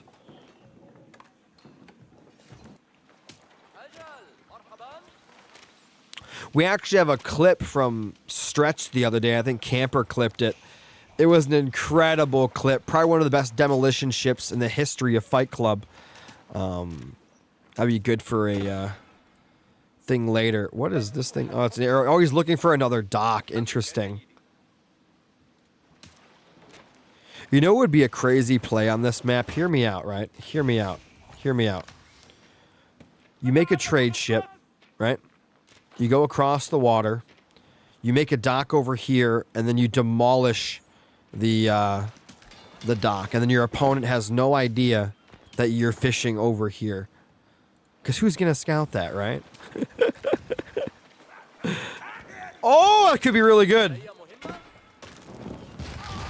have been a little better, but that was still pretty fantastic. Man, the Bagla, what a ship. That's majestic.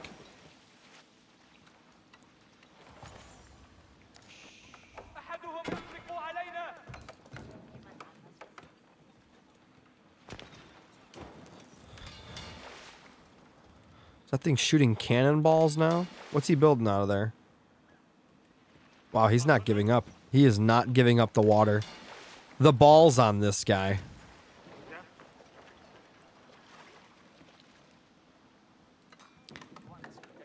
He's got the wood. He's keeping it coming.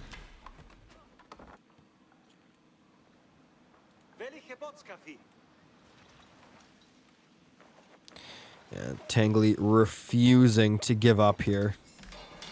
Only building onto one of the docks right now. It's going to be another galley. Dude, he's got 2 demo boats ready. Oh, man. That's going to hurt. I don't think 2 galleys is going to cut it.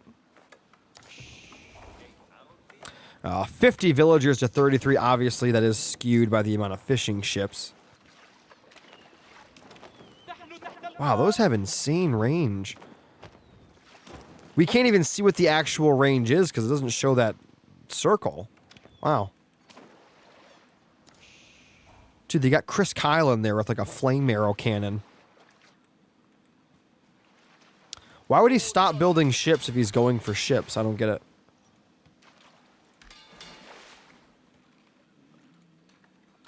Scout coming in now for flame body. There is an outpost there, so he's got to be a little careful.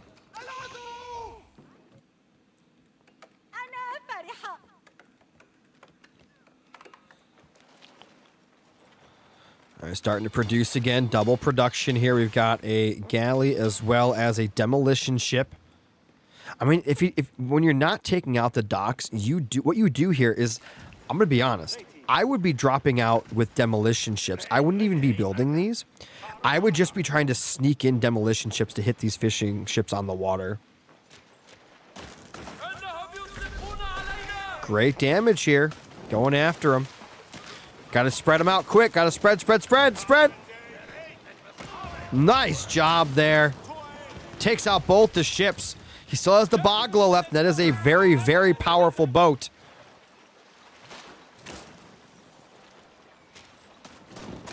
Does so much damage. He has 2 demolition ships of his own, so Flamebody has got to be careful. And it looks like he's just going to fish up top now. Again, you could be sneaking around these ships. He's going straight in. Oh, he changed his mind. Dude, that thing is so strong. Took out both of them. Wow. Oh, but another Bogla has entered the battlefield.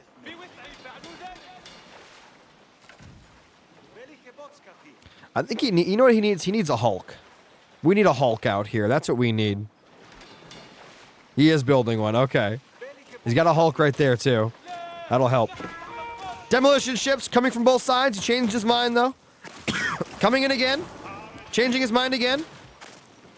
Loses another galley.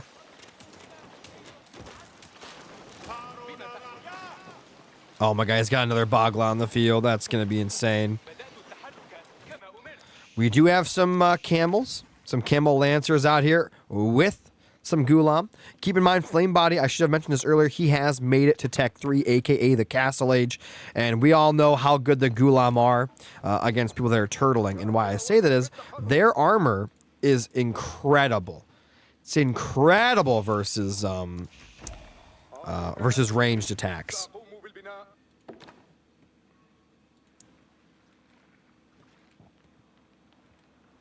Just soaking up DPS, yeah.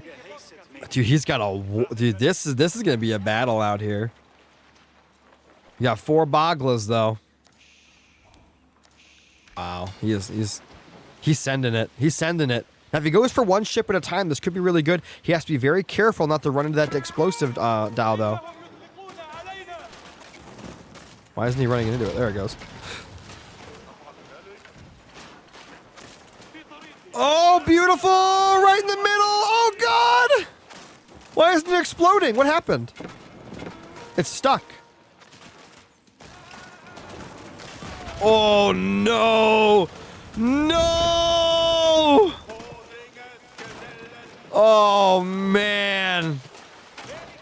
He loses the water and he's losing the land.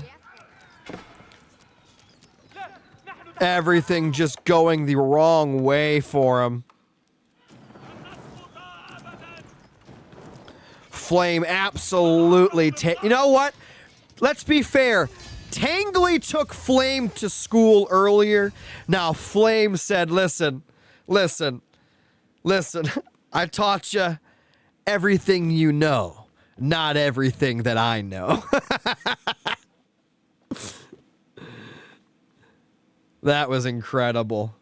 Just an absolute clinic on that water map right there. And I get told all the time, people come in my chat, they tell me all the time we're casting Age of Empires 4. If Flamme is involved, they tell me he is a dangerous, dangerous player on the water. If not the most dangerous water player. And we're seeing it right there. That was textbook. That was awesome to watch, I'm not going to lie. If you guys are enjoying the stream, do me a favor and hit that follow button. If you want to help support the stream, you can donate or subscribe using the links in the chat. Exclamation point donate, exclamation point sub. You can also gift subs, bits, anything and everything helps out tremendously here on the channel. Really quick, I'm going to talk to Jetty for a second. Jetty, so check this out, right? Not even like 7-8 years ago, I looked up the normal cold air intake for my car. Right? It's $200. I looked up, and I didn't buy it, right? I looked up that same cold air intake, $499, $500 today. What the fuck is going on, man? It's just a cold air intake. Can you believe that shit? That's what I'm, Jenny, that's what I'm saying. What is going on, bro? That's what I'm saying. I knew you would understand. Like, how crazy is that? That when we met, basically, that we could have actually... Dude, Jetty, I understand. But how crazy is that? It doesn't even make sense. But I think the one for my car is my car is one that has... It comes out with like the... It's like 3 pipes, you know what I mean? It's like a triple. That's the one they say to get for my car. It's not just one. I know you know what I'm talking about. It's got the 3 air, intakes instead of the 1. But either way, that's crazy.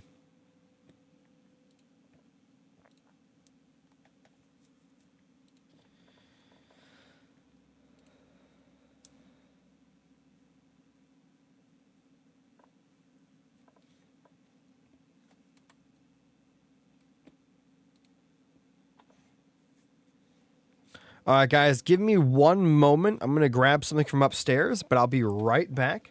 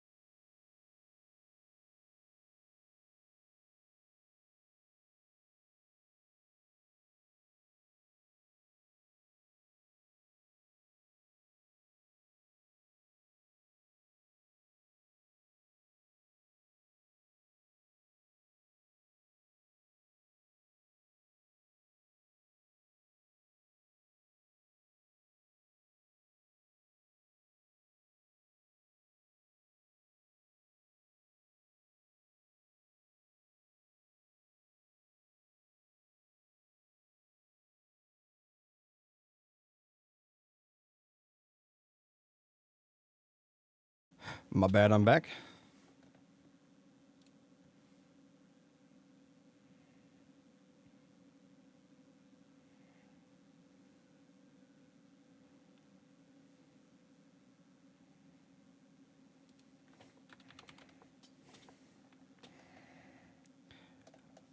Nor the price of fuel injectors. My one car, Jetty, my first car, my 86 Camaro, was fuel injected.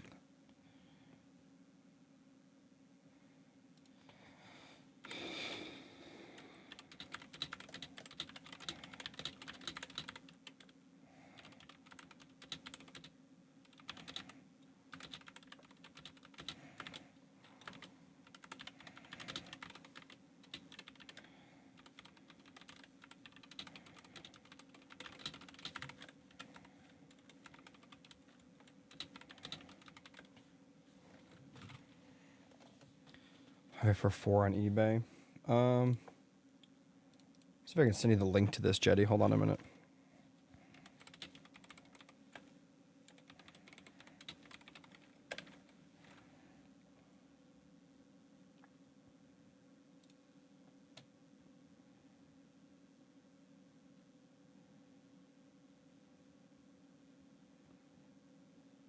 Yeah, so this is the one that I'm told to buy, Jetty. I'm gonna send it to you really quick.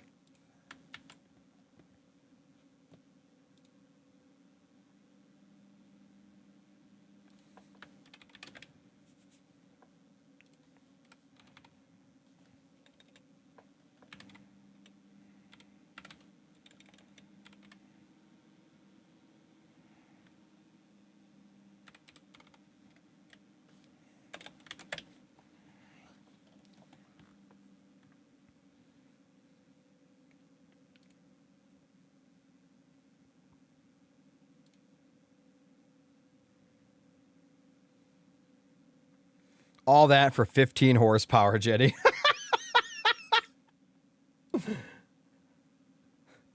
But cold air intake is better for your car, like overall. But still, isn't that insane? That used to be Jetty. That used to be $100 and I think $90 at Summit Racing near me, and now look at it. That's so dumb.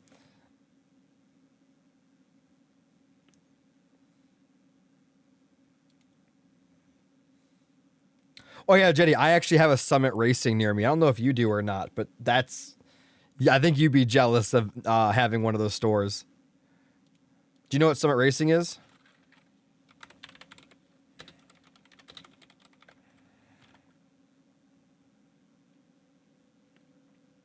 The fact that that's by me, kind of, is crazy.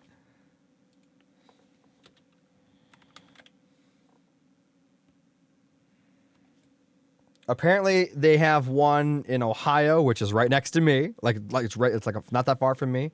They got one in Georgia and then one in Texas. It looks like they don't.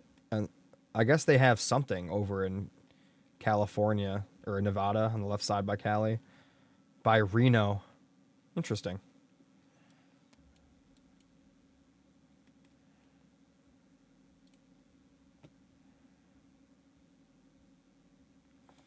It's like the best place to buy car parts, Jetty, bar none. There's no better place to buy car parts.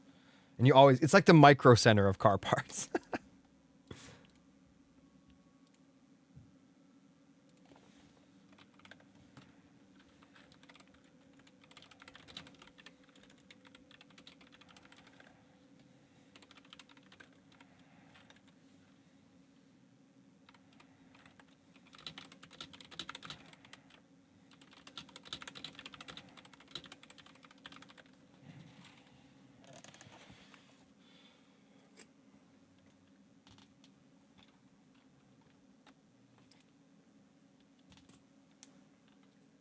At the go to Atlanta for Summit Racing.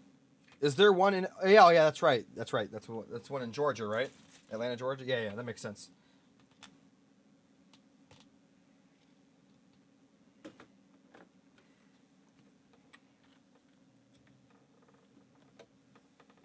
Yeah, that store is amazing, Jetty. Absolutely amazing. By the way, for those that are waiting, I have to do something really quick on my computer, and then we're going to continue this tournament. But to be fair, we are at 2-2 in this best of 7, which is awesome. Yeah, Jetty, I'm aware. We're all aware of your project car troubles.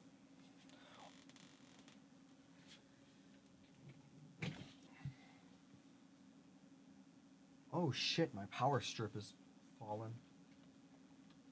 That's not good.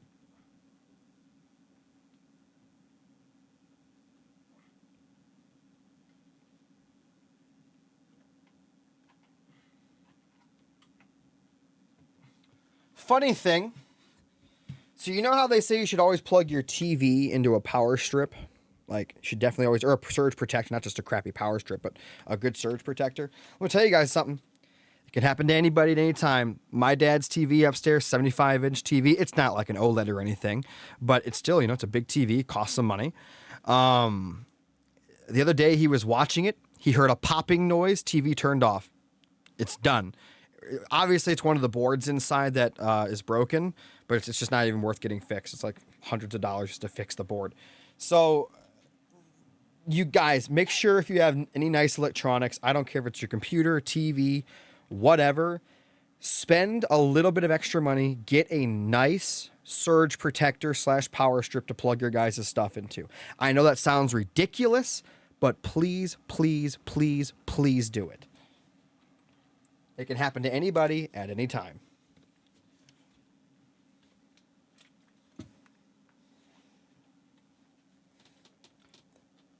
The thing is, you don't see any. The reason people don't really buy them, I think, is because you don't see any benefits or results of having it. It's when you don't have it when you need it that it sucks. Because by the time you need it, it's too late.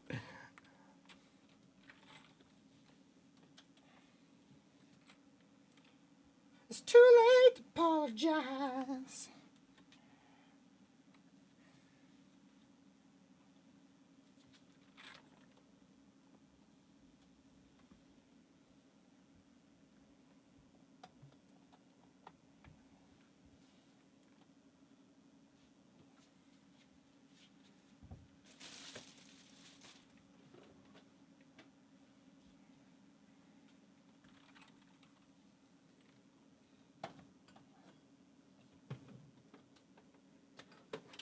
I don't know what that is.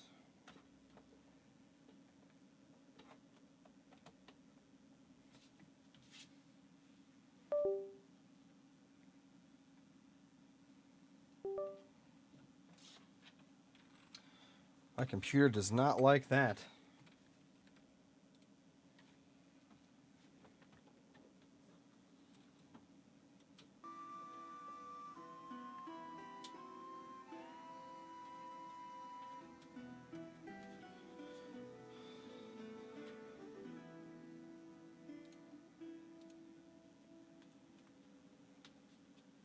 Camper, what time is it for a zoo right now?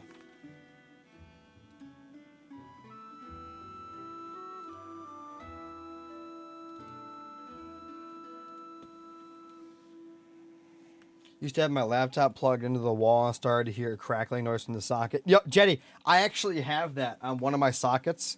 One of the power strips, it started to like bubble up or whatever. I guess it's like the protection in the plugs. It like brown stuff starts to bubble up. It smells like cat piss, but it protects the computer, I guess. Or I'm sorry, it protects the cord and the outlet. It's like an insulation weird thing. So I got that Xbox on. Turn that Xbox on. Now I need a cord for this.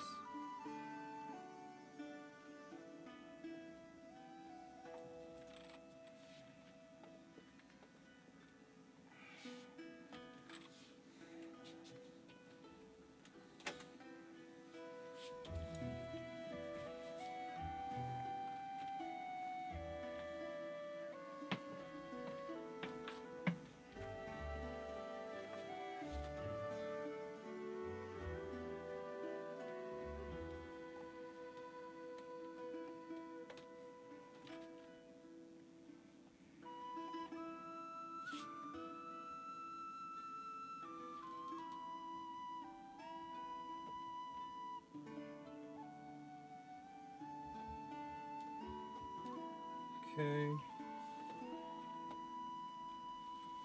And this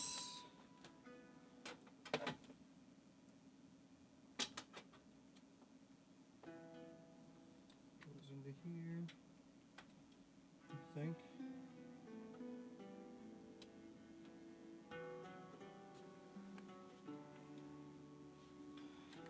That's right, I need 2 controllers.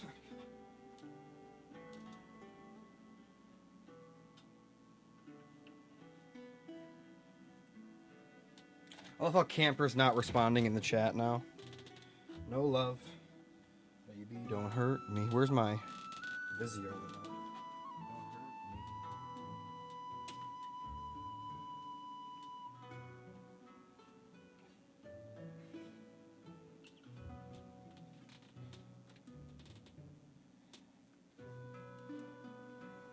What's wrong with this remote?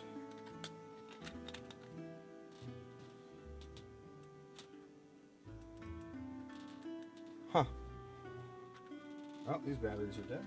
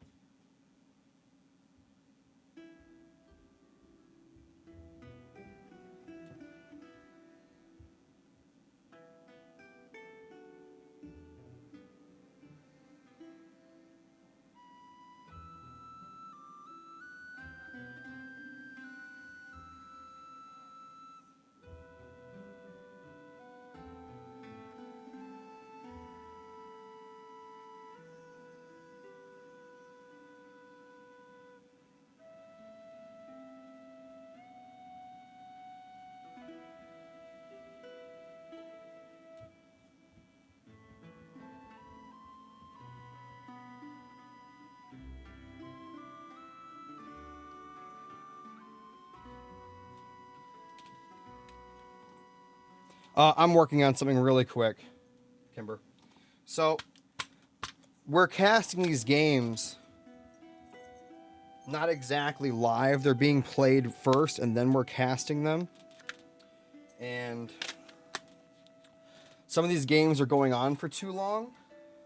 So, what I'm doing is getting my Xboxes set up just in case we have to do some of these live, because a lot of these games are going on for a long time.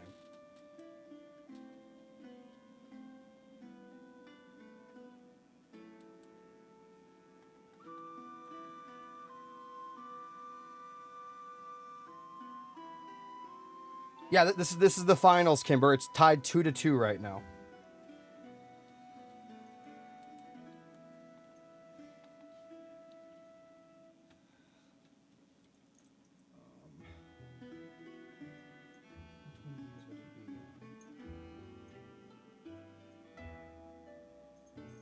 It's not about money. It's about sending a message. Everything burns. For the next AOE 4 tournament, please upload the VODs into YouTube. Upload the VODs to YouTube? I will definitely do that for you, David. And thank you so much for the $5. That'll go towards the next tournament. You're the GOAT, buddy. Thank you.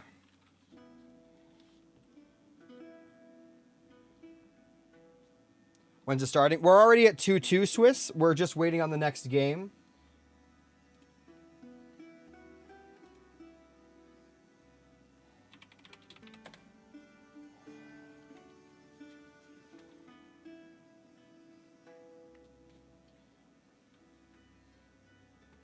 It should be done any minute. Don't worry. So this...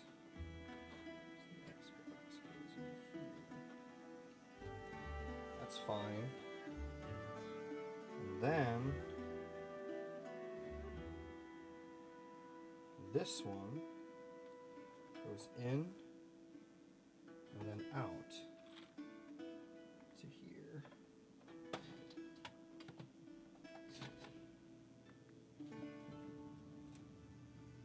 This is so awful to set up, man. pissing me off is this should be working right now. HDMI in. Huh?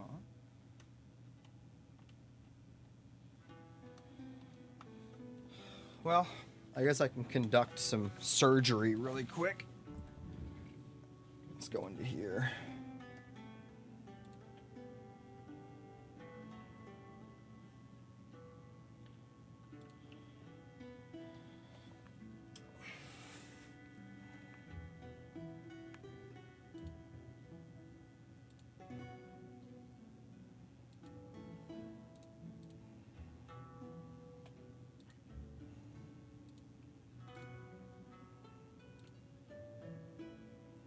Well, that's not the right one. That's the fucked up port.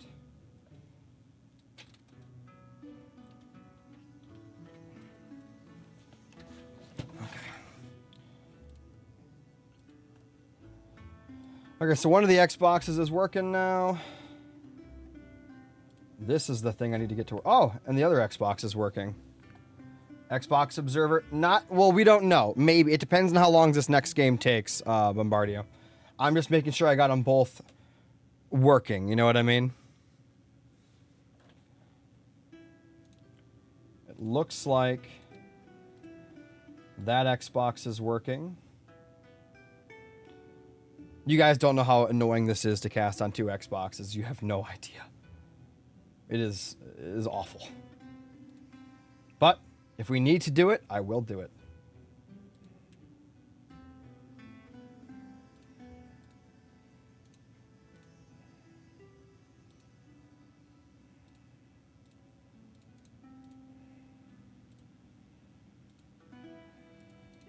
This should be working right now. Wait, did it turn off? No?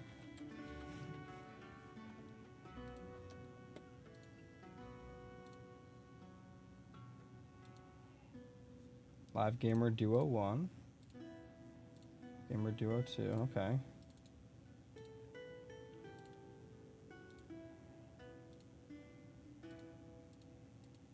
Okay. Of course, if someone's not connected to the network, I'll just hook it up to wireless if it comes down to that, though. So both Xboxes are up and running.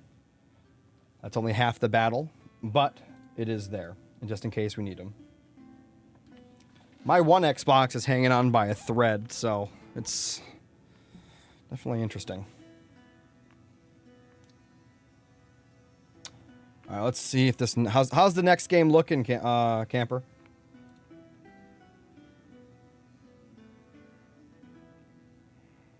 It will be a long game. Oh, shit. Well, maybe I should start setting this up then. Why not? Well, apparently the game's still going, so I have time, I guess, to play dumb games with my Xboxes. So give me a moment. The one thing that's not working here is this TV for no reason.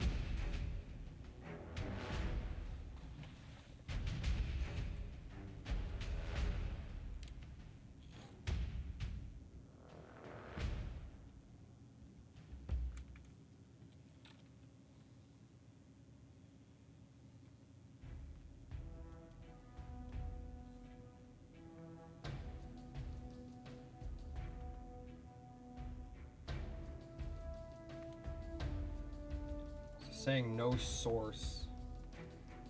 I bet, you know what? I bet I know what the problem is. I got it on 4K and this TV that I have is not 4K. This old ass TV. Alright, let's see. Which one is that? It's the old Xbox. Okay.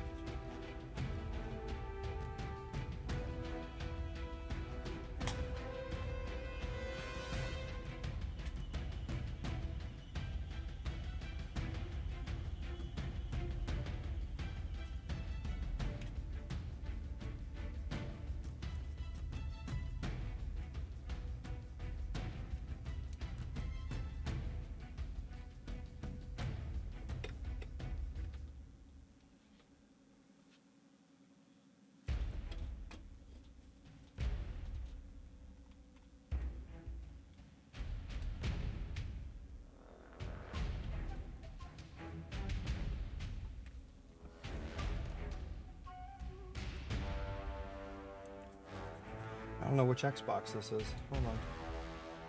Live Gamer Capture HD. So that's this one. That's good.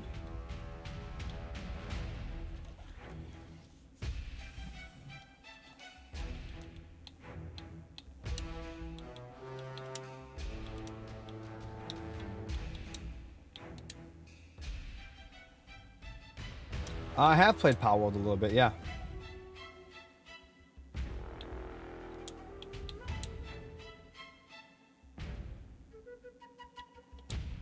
There we go. My other TV's working now. I stopped playing for a couple of days. I'm kind of just waiting for PvP. I'm more of a PvP guy. My favorite Pokemon. I don't really have one yet. I mean, so here's the thing, Bombardier. I actually have all the settings turned down to like 0.1 XP. I have the damage they do all the way up, my damage all the way down.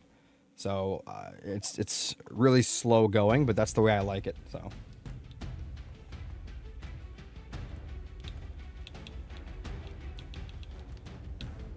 this is Twitch Yodesla.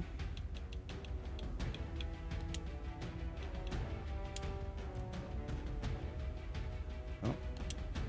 Is there an update? Is that what's going on? Yeah.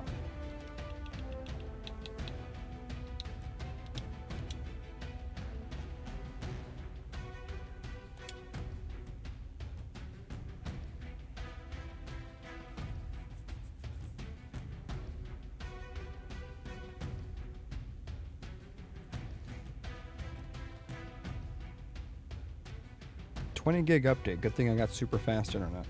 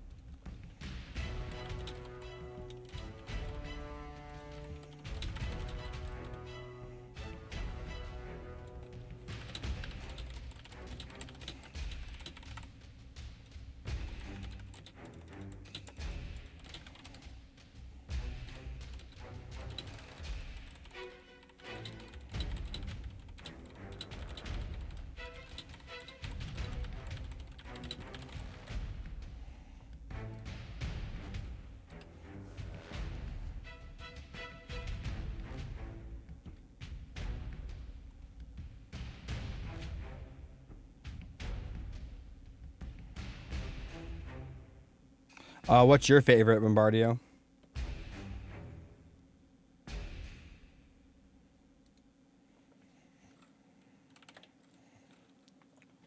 All right, guys, we're going to jump into this next game. It looks like they have finished.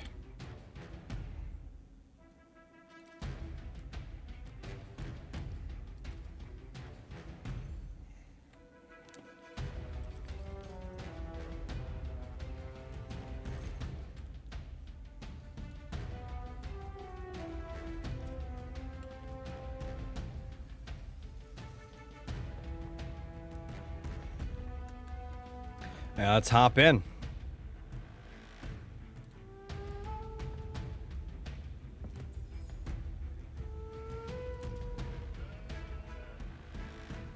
All right, ladies and gentlemen, in the north, in the blue, we have Tangly Fire going to be playing as the Delhi Sultanate. And in the south, in the red, we have Flame Body playing as the Abbasid Dynasty.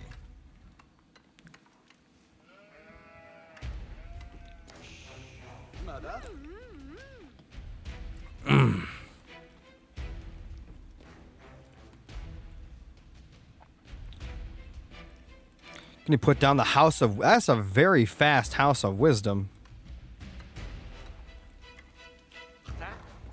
And we already have the Mosque down here for Tangly. These are very culture culture-leaning civilizations. They both like to get all their upgrades, all the, like to build the big bases, the whole Sim City thing, the whole 9 yards. So, Bombardio, you being, a top player, what are your thoughts on this matchup?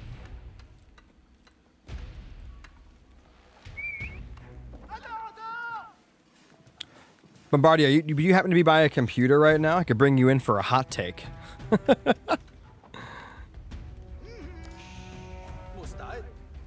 Mr. Bio.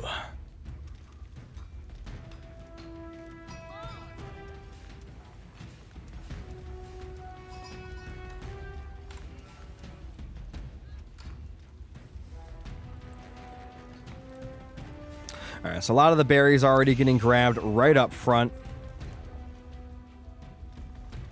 Feudal or early castle is key in this matchup. For who?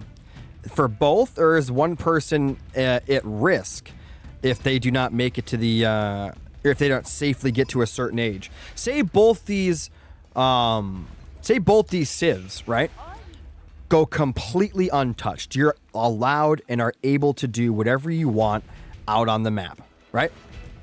Who has the advantage later in the game? Who has the better boom, the better late game if they both decide to play passive?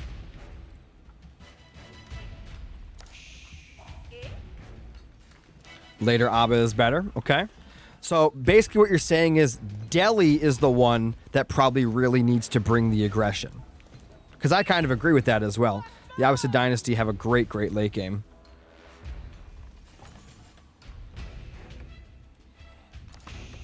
So it's going to be on Tangly to apply the pressure to Abbasid. But that's the thing, though. It's kind of like what I'm saying. You say Abba tries to delay. From what I've seen and what I've witnessed myself, Delhi likes to have things delay as well. They like to delay things. However, that's usually in the case of they are going to have a better late game. And in this situation, as you just stated, the Abbasid Dynasty seem like they're going to have the better late game. So normally Delhi's strength is basically going to be used against it here. At least that's what I've seen. Maybe I'm completely wrong on that, but we're just going after the other things I've seen so far in these tournaments and in these games. Delhi could be very aggressive. Could be, but for some reason in this tournament, they haven't been. I've seen Delhi do a castle rush a few times. We've seen Delhi go to castle a few times, but I think their feudal age could be very powerful as well. Flamme going for Eco, Prob 2 TC. He does love his 2 TC. A lot of sheep coming in. Was Flamme the one that played a lot of Abbasid Dynasty back when I was playing? Was this the civ that he played? The one where he went double TC every time? I think this was. Yeah, I was going to say, so is this not his best civ? I mean, I could, again, I'm just spitballing here. I'm asking you guys. From what I remember, I think this was one of, if not his best civilization at the time.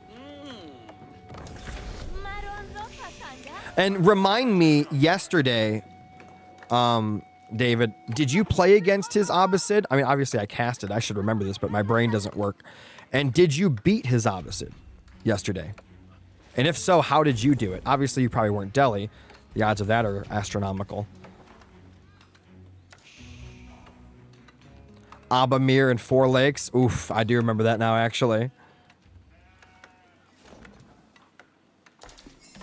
Yeah, he's got a dangerous Abbasid. Do you feel nervous going up against his Abbasid? Because I know personally, when I'm up against someone's best civilization, their best leader, it doesn't matter what the RTS is. Like, you're put on the spot. Because it's like either you win and you beat their best civ and then the rest of the series, because, you kind of get a confidence boost, or you lose and you're like, well, that was his best civ. What's he going to do next time? It's not going to be as bad. That's kind of how I look at things like that. Now for Tangly, if someone could tell me, because again, this guy is very new to me. Obviously, he is very, very good at this game. What is his best civilization? What is his favorite picked on the ladder? Every game is a struggle. Absolutely, man. HRA, Order of the Dragon. That's awesome. It's cool to see people playing that. Obviously, Order of the Dragon, very good. HRE, though, I didn't really see much HRE before while I was playing. I played HRE. I'm sure you guys remember. I started playing after I got, you know, done with the Franks. Or for the French, I wanted to pick another civilization. I started playing HRE. The problem is I would always go the Mindwarp Palace or whatever instead of the Aachen Chapel, and I got yelled at for it. But I made it work. I did make it work. Plays a lot with Delhi, so okay, that's good to know. So he's playing one of his best civs then, or one of his top played civs versus Flamebody's, I would say, probably best civ. And yes, you guys are absolutely right. Second TC is coming in over here on the right for Flamebody, so he's going to be planning on kind of a longer game. He's not putting that TC right next to his main TC, so he's probably feeling pretty confident in being able to hold that position down if he does get pressured. Now, it's as you guys said, Tangly needs to be fighting on Feudal, right? So he needs to fight against Flame here on Feudal. He's got to make some magic happen. Otherwise, obviously it'll just get out of control, especially double TC. The Rico will just boom past you. The reason I'm bringing this to mind here... Delhi can't get 3 SS here. Okay. Well, the reason I'm bringing this to mind is normally, and this is what Camper said, when you're up against a civilization that you know is going to pressure you in Feudal, people have been tending to put their second TC next to their first one. That's all I'm saying. That's all I'm saying with that. So this is interesting that, I mean, obviously these players know the same thing we know, that Delhi has to attack here. And the fact that he's keeping these separate is interesting. Now, the benefit, obviously, to having them separate is you're less prone to harassment, but you are more prone to a full-out assault. So he must be more afraid of the harassment than he is getting taken out in the Feudal Age. He's even going to put up an outpost here as well. Now, we do have the Mosque. He's going to be getting the increased sight range for Scholars by 100%. He's getting the Sacred Site in the back. He's getting the Sacred Site in the middle. So he's locking that down. This is kind of funny. This Sacred Site, I don't think that Tangly will ever be able to get that.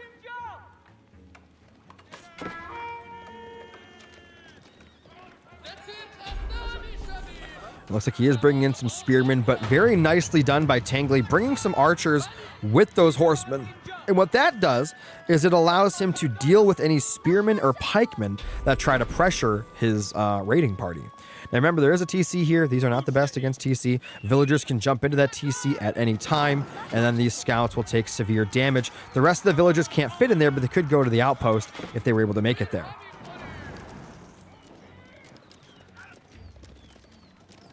And it looks like a lot of these scouts are going to start going down here. One more there. And it looks like that one will survive. Oh, no!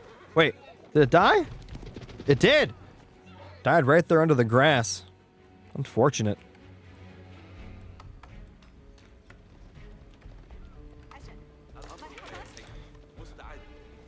Yo, thank you so much for the raid of the party of 9, man. Appreciate it.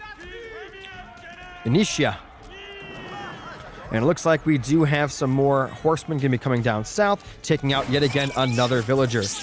Camper, I'm very sorry. I forgot to pause it, Camper. I'm sorry. I fixed it. I was trying to do a professional cast for you, and I blew it. All right, so it looks like we do have the spearmen as well as the 2 horsemen going down south. Going to be fighting this. Now, it is 4 horsemen, but there is a pokeboy in there, which kind of changes the tide of battle. What's going on, Isha? What's going on, Shepherd Dog? Shepard? Shepard DSG? Bro, I can't say your name. I'm like, I don't know, something wrong with my brain. All right, so it looks like he is getting harassed up north, but he does get pushed away by that TC. And it looks like Tangly's just going to run away with his raiding party at the moment. The Apocalypse Horseman indeed. Just say Shep indeed. Captain Shepard. If you know, you know. Anyway. We are looking at 41 villagers of 35. Now, keep in mind, I've played against this. I remember this like it was yesterday, because I've played against Flamebody many times in the past. His eco is crazy early on, because I would kill massive amounts of villagers, and he would still end up winning a couple of times, because I wouldn't kill enough, I guess.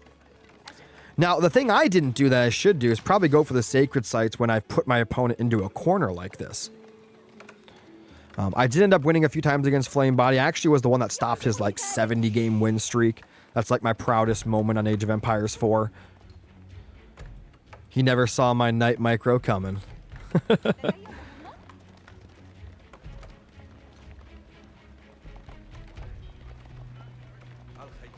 Show Blues Base. Normally what happens is, Wolfridge, I tend to stop watching the offensive player's base because all the action's happening on the other side. That's my bad.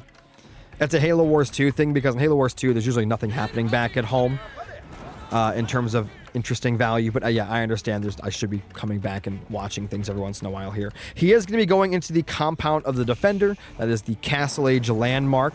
So Tangly will be hitting, unless I'm wrong here. Yeah, Tangly is going to be hitting Castle Age before Flame.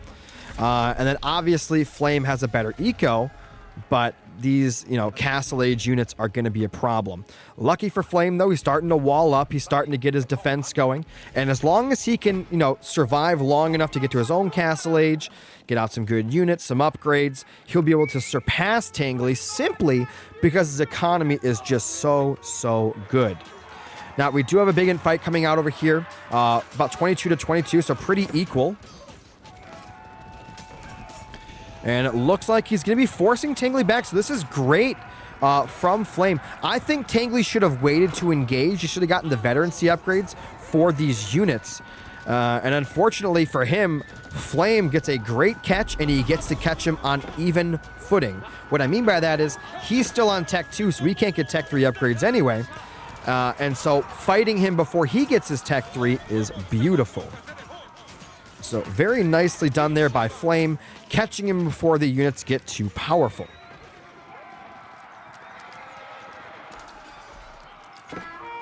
Do have a little outpost out here, but that's going to get melted pretty quickly as well. Flame Body taking no prisoners. These villagers are going to have to be pulled back.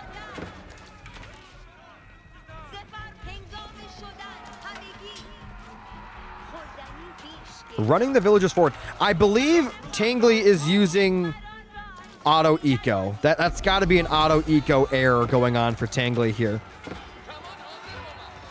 Got some nice archers. You got to micro the archers, though. Notice how he's attack moving, which is great. You always want to attack move if you can, and then click your units and start clicking the correct things. So these archers should be attacking the spearmen first. Unfortunately, they were not. They're attacking the horsemen, which is not the best way to use those, but he will end up winning that fight anyway and start to push Flame Body back. So we have some great back and forth action here. Both these players, some great tug of war. We're looking at 38 villagers to 62, and we talked about this before. Flame Body's economy, if left unchecked, will get out of control. And another thing we talked about again, the late game for the Abbasid will outbeat the Delhi Sultanate. So Flame Body is just watching that clock going, yeah, I just got to keep putting on some pressure, keep doing some things here. And as long as I can survive without taking too much damage, later on, I will win outright.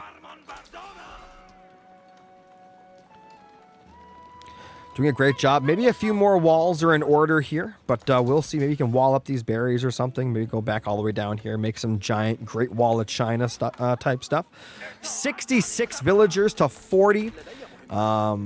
Getting close to doubling those villagers. It's over 150% of them right now. And it looks like we do have some Lancers on the field. These are absolutely diabolical units. And we've got a lot of units here as well. We've got some hardened spearmen and some archers.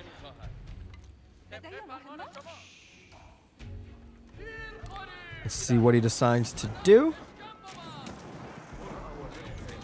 He's going to try to blow straight through the wall. This is where Flame Body needs to get right up here and attack him as he comes in through the choke. He has hit the third age. Now I know he wants his upgrades. So what Flame Body's doing is he's making the correct choice here. Notice how he's not fighting.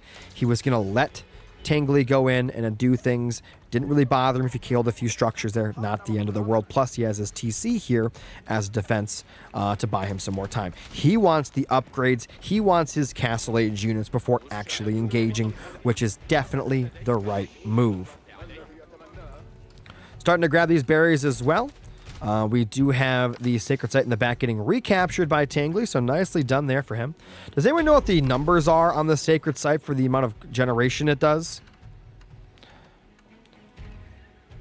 Be interesting to know. I don't actually have the numbers for the Sacred Site gold production. 2 Lancers looking for a hole in the wall. They will not find one, so they will have to create one. All right, Mangonel coming up, and as you guys know, Mangonels do exceedingly well versus infantry balls. Let's see how Tangly does deal with this nonsense coming his way. 46 villagers to 77. Got 1 horseman running towards the back. Yeah, the game looks really good. The game looks really good. Are you guys over from Halo Wars 0? Which game are you guys from?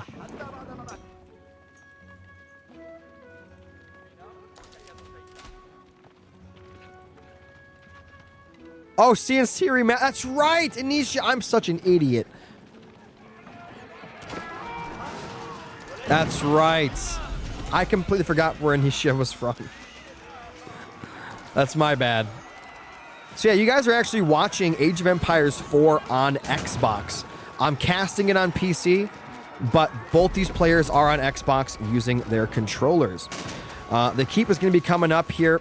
That is a very powerful landmark on the field. Not a landmark, but, you know, land structure on the field. And you're also watching, I guess, technically the 2 best players on Xbox going at it. This is the finals. I'll tell you what, I mean, this game does look good. How do controller players fare versus PC? What's going on, Critical, man? I haven't talked to you in a while, man. They both use controller. This is both controller. There was no mouse and keyboard tournament here.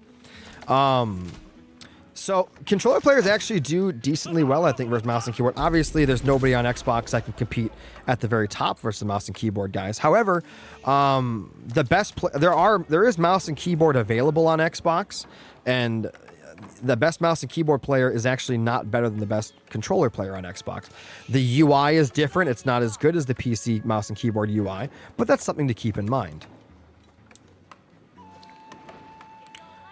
Yeah, and by the way, to Critical Meds and all you guys, I'm really sorry about stopping the support for, you know, the CNC remastered games. Unfortunately, that Discord I had got hijacked, and we had like 500 members, I think we had in that Discord. It got hijacked, and all the members got kicked out, and then were re-invited to that other dude's Discord. I'm sure you guys all remember. So I'm very sorry I stopped doing support and casting on that.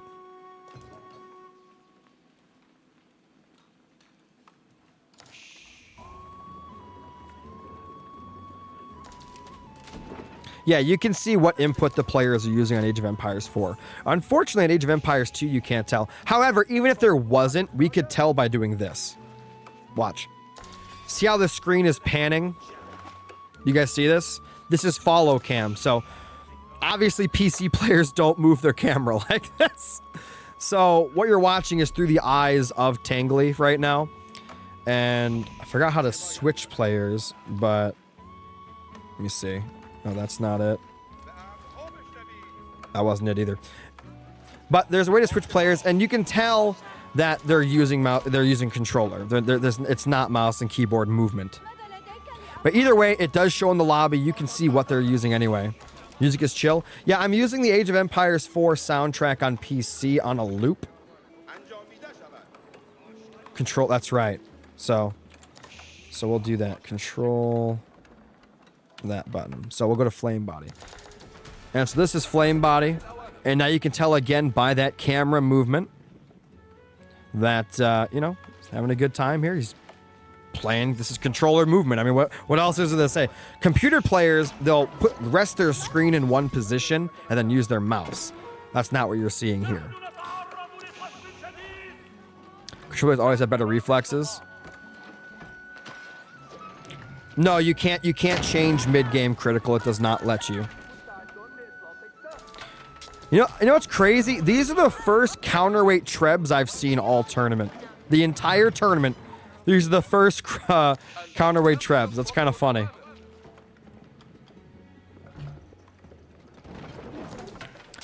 Yeah, Critical and Isha, I really hope they come out with some new, or at least new remasters for Command and Conquer.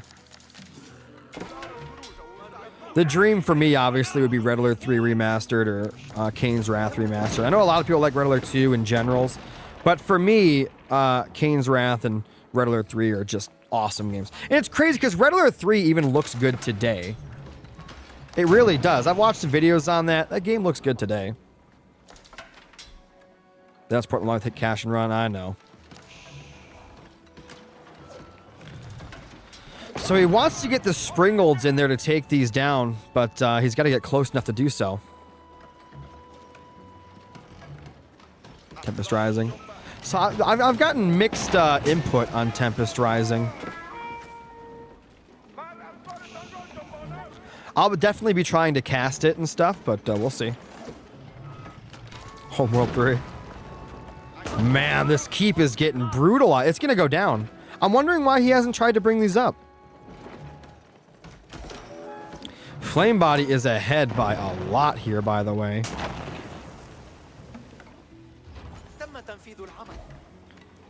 Yeah, too late to repair that, buddy. It's way too late. That thing's gone. Counterweight Trebs, no bounds. Now, I know nobody in here on Age of Empires knows what I'm talking about, but doesn't Age of Empires 4 have that NVIDIA Ansel thing? I could have sworn this game has that.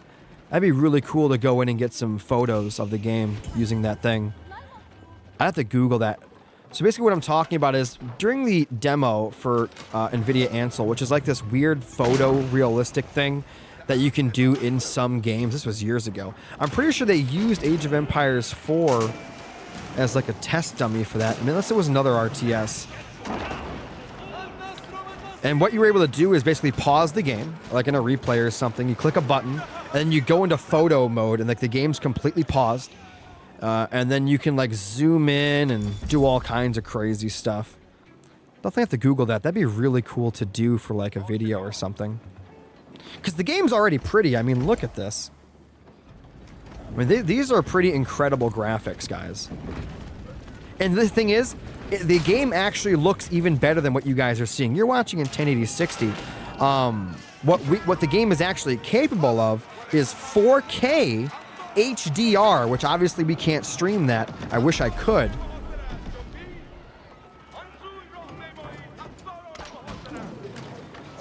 Now that I think about it, I wonder if with the new Twitch update, if I could do one output 1080p 60 HDR, one output 1080p regular. Interesting. I'll have to ask about that. I don't know if actually, I don't think Twitch supports HDR period, so never mind. At least not at the moment. Another cool thing about Twitch is they're working on allowing AV1 encoding, which means I would be able to stream in 4K, 60 FPS or 120, well, probably not 120, but 4K 60 FPS streaming. I think that would be just gorgeous. Man, Flame Body is just taking this guy to pound town. I'm surprised Flame isn't putting a castle up here or something, or at least some outpost to fall back on.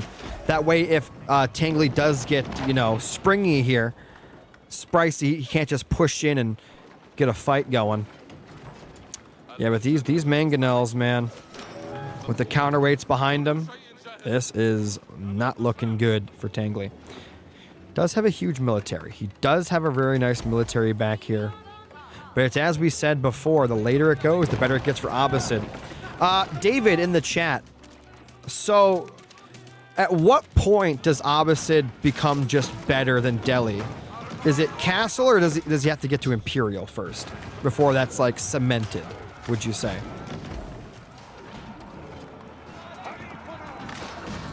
Man, Gulams are so good. Look at that shot! Oh my god. Mangonel's getting some beautiful shots off there. Beautiful. This is what I was talking about, though. Because if he gets pushed off here, he has nothing to fall back to. There's no castle, no outpost, nothing.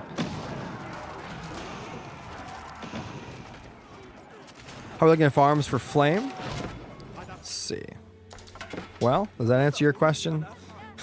Not very many. Sorry, again, I haven't been looking at the base. I got yelled at that earlier. Remember, guys, if I'm not doing something right or if there's something I'm missing from my cast, let me know and I will adjust accordingly. Sometimes I take a few reminders, but I will get it done. These two Lancers over here are getting some great villager kills, but they are getting taken out now. And it looks like Flamebody has been pushed back. And Tangly's starting to push forward. Guys, these trebs are not cheap. Those are expensive.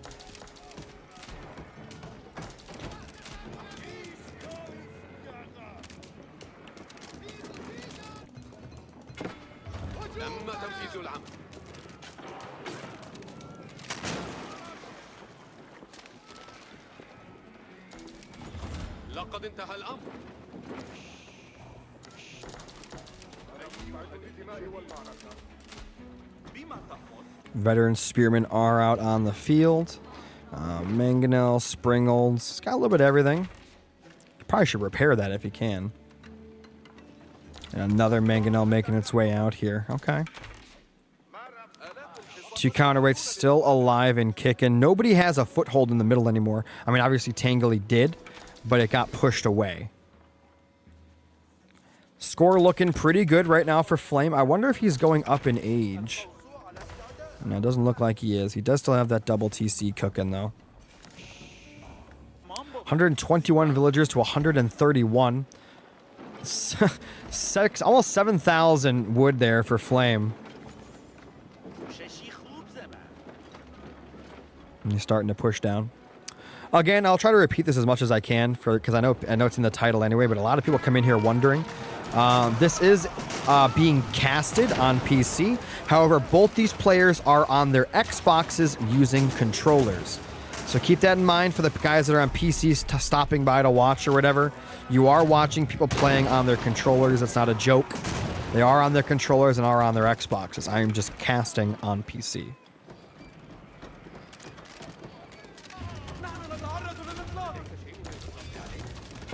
I need to get a picture of a controller on the screen like I did for the last Age of Empires 4 tournament. I gotta reuse some of those graphics. The line formation on his crossbows, sure. Really starting to push him back now.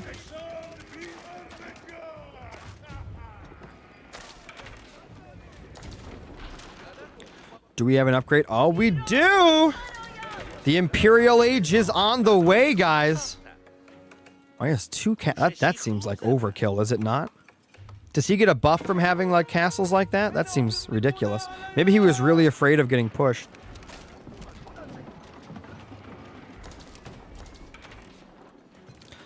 Oh, here we go. I got a castle up here in the upper right. They're TCs? Oh, wow. Okay. I had not realized that. Now I know.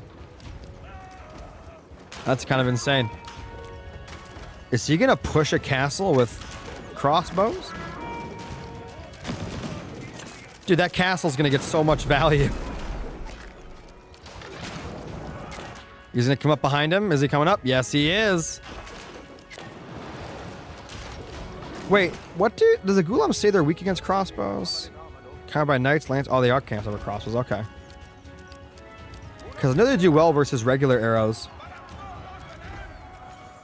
I believe the rules, Titan, are once you've won with a civilization, you can't use it again. However, I think Camper or a Zoo could clear that up.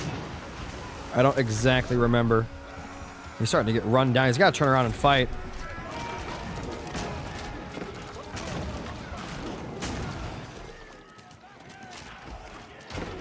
And I know they don't really do that on PC. Titan, I know on PC, it's once you use a civ, it's over. You can't use it anymore. However, I like the rule that you can keep playing a civ until you've won with it, because it kind of makes it so that, oh no, I've lost with my best civ. The rest of this series is, you know, I'm cooked, right? You don't feel that way. You always feel that you have a chance. And it also makes for series to be less likely of a sweep, right? You're almost always likely to probably at least get a win. You know what I mean? And so it's better for the viewer, and I think it's better for the player. That's just my opinion. I like that rule a lot more.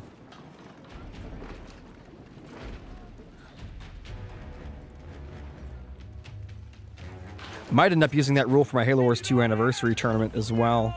I like it a lot. Let me know your thoughts on it, though. If you don't like it, let me know. Let me know why. All right, so we got a bombard out. Gonna be going after that castle. He's gotten about 1,400 gold off of that gold vein, so he's gotten his value out of it.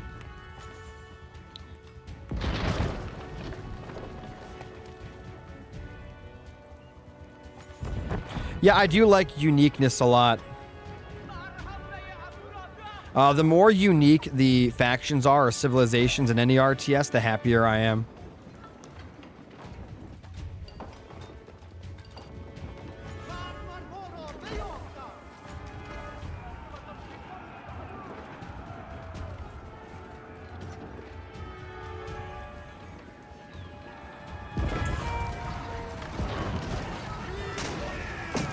Now, obviously, that makes the game a lot harder to balance, but it is what it is.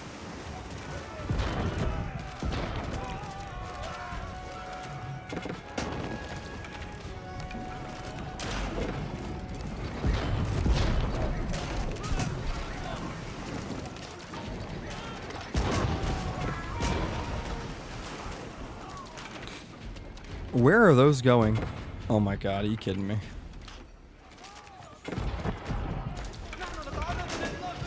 I also love that I can do this, where I can get rid of the UI.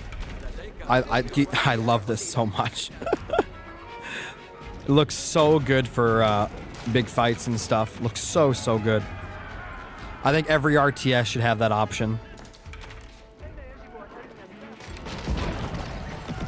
And also for me, I know most diehard RTS people will say it doesn't matter as long as the mechanics are good.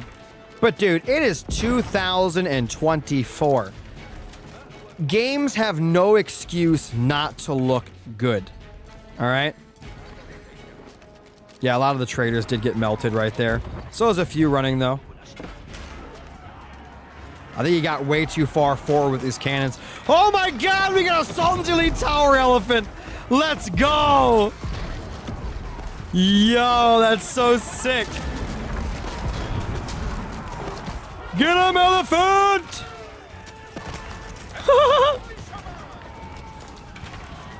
It can fight on the move. What a beast! Can you heal this with like a prelate or something? Man, that thing got so much value. I don't care. So sick.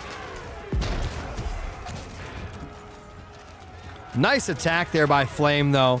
Completely pushing him back. I do want to tell you guys, look at this. He's got the berries over here with the castle. He's down here trading with, yet again, the castle there. And he's also got another castle, yet again, on that gold.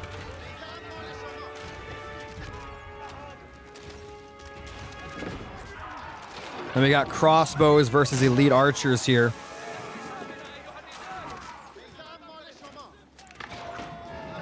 So a cavalry switch out of Tangly might not be bad. Again, if these guys can get some good shots off, maybe. But the Springolds are just demolishing them. But they are getting some good shots. Spearman going straight after him. He's got a few elite man-at-arms in there, which can tank a lot.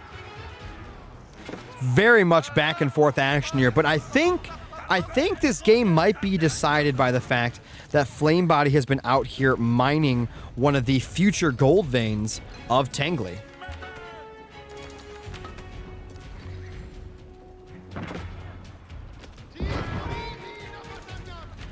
Every little bit he takes out of this is gold for himself, but it's also gold that his opponent won't have.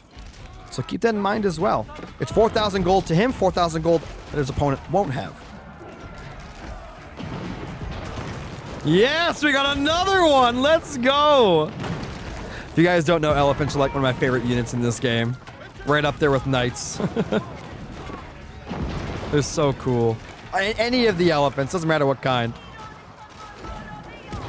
Siege is getting bombarded right now, though. It's trying to take it out, but it is getting repaired. Elephant's giving it everything he's got, but there are spearmen here now, so the elephant's gonna fall. And just like that, Flamebody has decimated this battlefield. So I guess going for that second castle after this one fell was definitely worth it, because what happened is Tangly put himself out of position to fight it, and then Flamebody came up the rear. And I know what that sounds like, but I don't care.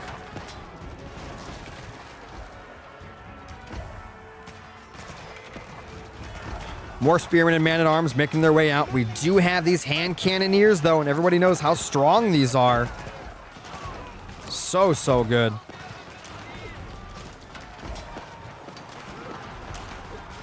Man, Tangly's just sending things in to die at this point. Flamebody has a beautiful combination of units. He's got the Springle, the Horseman, the Archer. He's got a Camel. Everything that he needs, all out on the field. Beautifully done there by Flame. Amazing game from both players, and that was a beauty to watch. Big shout out to Nisha for the raid, and to Shepard for the follow.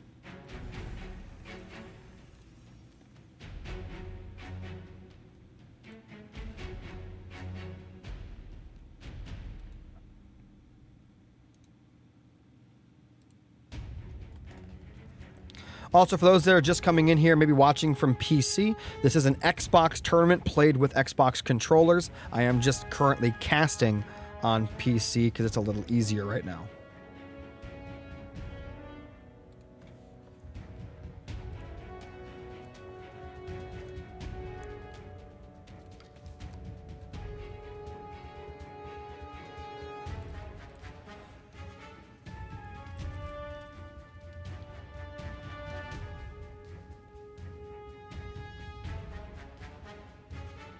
Gorge what?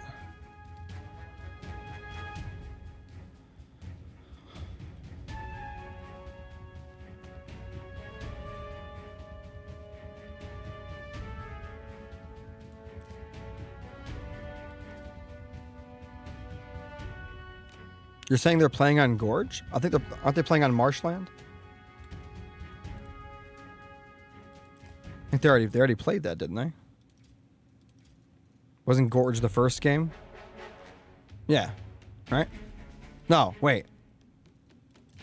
Wait, I'm dumb. Hold on. I'm looking at the wrong thing here.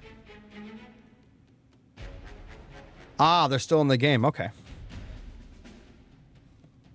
Well, we'll give it a couple of minutes, and if not, we'll try to jump in live.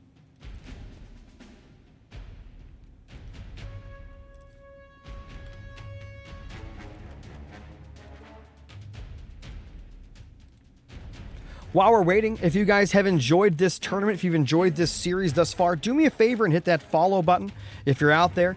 And I know a lot of people are out there watching, just wondering what this is, what's going on. So these are Age of Empires 4 Xbox tournaments played with controllers. They're happening every 2 weeks. So we have one, an Age of Empires 4 tournament, then an Age of Empires 2 tournament, then Age 4, then Age 2, then Age 4, then Age 2. So every 2 weeks, there's going to be a tournament on here. I think 1 week there might not be. I'm not sure how the schedule's working out on that. There's a Halo Wars 2 tournament that I have to host. That's going to be February 24th. But that might be during one of the week breaks anyway, if its schedule worked out that way. So we'll see. What are the civs? Yeah. Bombardio. Just chill. We'll find out together. Why don't you just wait a minute? All right? Why don't you just wait? We'll figure out what the civs are together when the time comes.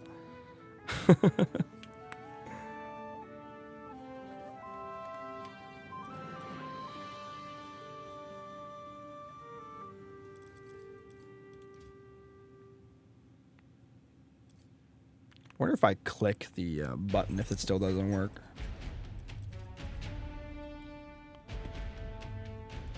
It still says Tangly Fire is offline.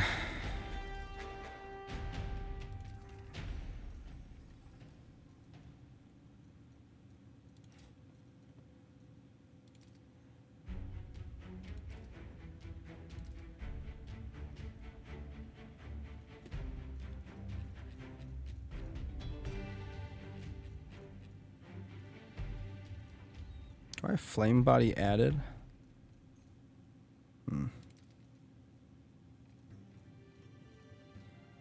Why are you spoiling it?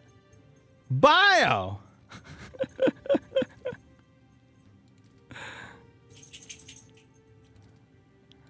Let us find out together. And as while you guys are waiting, if you're enjoying the stream, if you hit that follow button, if you want to help support the stream, you can donate or subscribe using the links in the chat. You can also gift subs, bits, anything and everything helps out tremendously here on the channel. I just realized I don't know where my phone is. You also could gift subs, bits. Remember, this tournament, as well as all these tournaments that we host, are community funded. So if you would like to donate towards this tournament or future tournaments, you can do so using that donation link. Also, remember, if you are subscribed to my channel, you will get no ads at all, while at the same time supporting this community.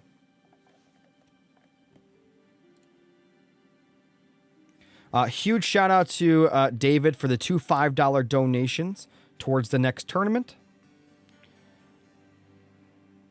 And to Anisha for the raid, to Shepard for the follow, and then to Dark Lucifer for the 69 bits, and to MX God earlier for the sub. I don't know if you're still here, but...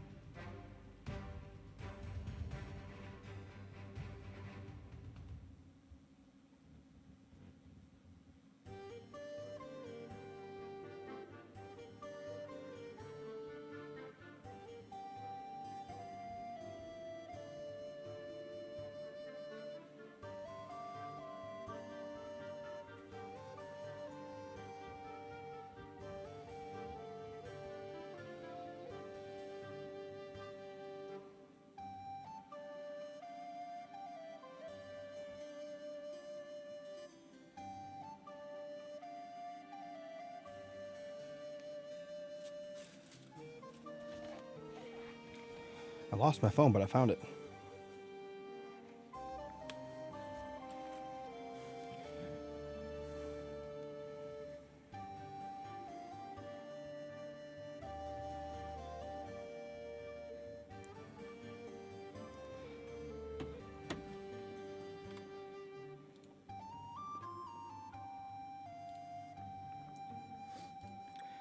Is there anybody in the chat that plays on PC but does not play on Xbox that's watching? Very interested in what your guys' takes are on this. I know a lot of you don't talk.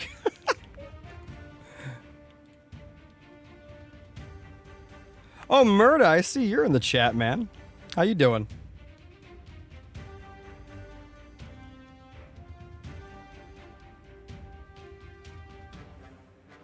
Murda's one of my VIPs. One of the OG goats.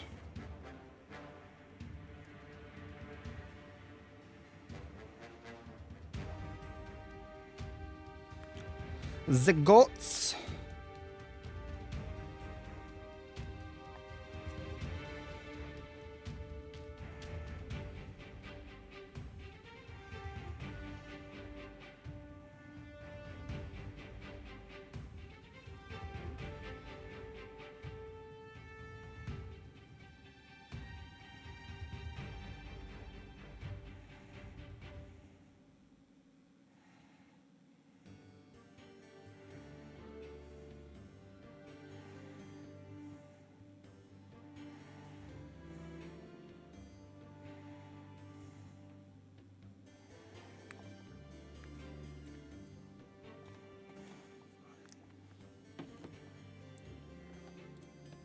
Oh, I got a message.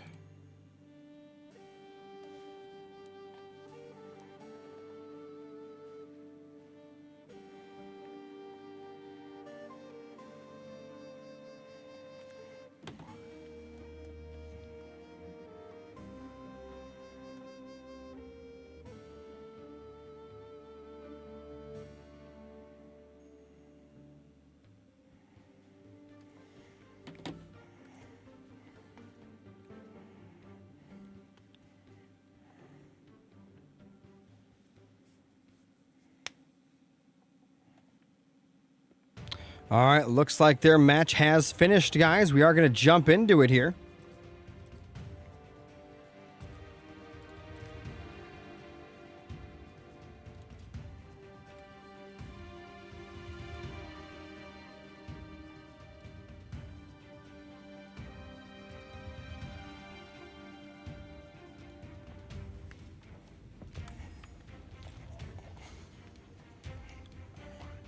All right, let me click the caster mode. Let me update the score.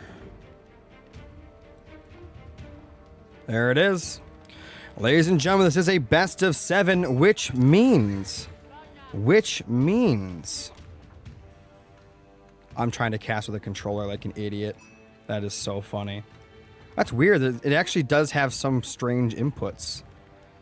What? Look, whoa. My controller does have some slight inputs on this game in the replay function, but you can't do anything with it. Interesting. Interesting. Okay. Anyway. In the south, in the blue, we have Tangly Fire, going to be playing as the Malayans. And on the other side, in the red, we have Flame Body playing as the Loose. Now, guys, keep in mind, it's 2-3. Flame Body is up, which means if Flame Body wins this game, he is your champion. Regardless, though, Tangly has put on a crazy, crazy showing, and I can only imagine how he's gonna be and what he's gonna do the next time we see him here. I mean, especially if he wins this, I mean, that'd be just insane. Coming in cold, and in terms of Fight Club, anyway. So right now we actually see the little battle that, Roos and Roos's opponent always has. Roos tries to come out and, kill as much of the game as they can to get their little bonuses. And then you, as the person fighting against the Roos, have to go out and kill your own game because you don't want them getting the bonus. So, got to keep that in mind.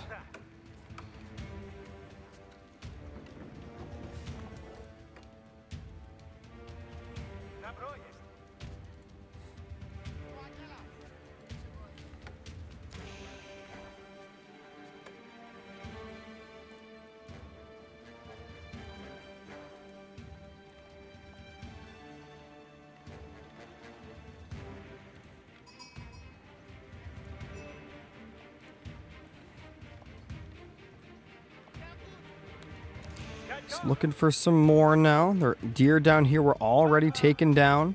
There are some deer up here that Flame Body definitely wants to grab. Did this scout not see that? That's actually insane.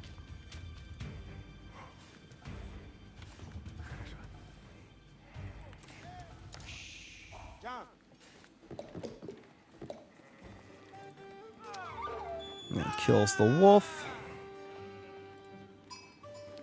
Right now, Flame is actually ahead in a villager, so maybe Tangly getting a little tired right now. Yeah, but it looks like Flame has found some more game for himself. Can be using that to take out as much of this as possible, get those little bonuses. Must be really nice to get all that extra free gold. Got the hunting cabin out here. That's going to be beautiful. Gives him a little bonus for all the trees that are in the radius. Yep. Generates gold based on all the trees. We do have the Kremlin coming out. That's a defensive landmark, so pressuring this area will be incredibly hard. Now, as we've seen, though, with the Malayans, they are really good at dealing with early knights. So I want to see if Flamebody goes knights, and if he does, how will he deal with the insane units that the Malayans have?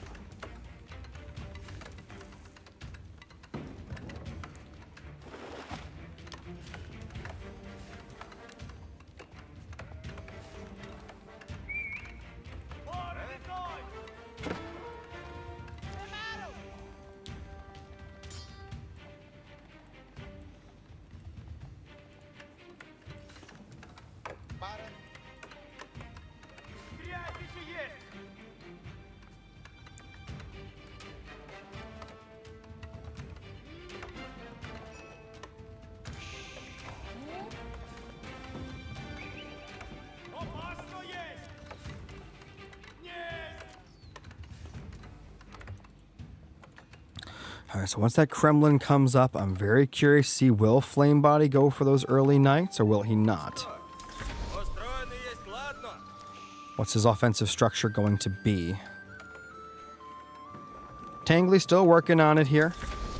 Finally gets it up. And now we're just kind of waiting, just kind of chilling.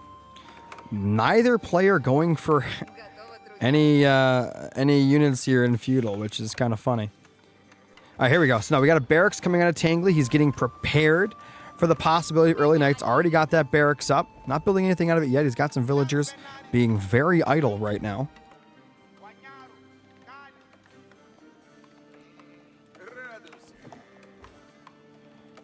Oh man, this could be some sort of a ruse. He didn't even build a stable or anything. Like, he's just chilling. And we already have one of the boys. Did he get built or did he get canceled? Where'd he go? I don't know what just happened there. That was weird. Did he cancel it because he didn't see a stable? Because if so, that's kind of insane. I hate the Kremlin, man. That thing in the Barbican of the Sun from the Chinese is just ridiculous. Yep, so here we go. We got some hardened Donzos coming out. Those are the units that you never want to see when you're building knights because it's just gross.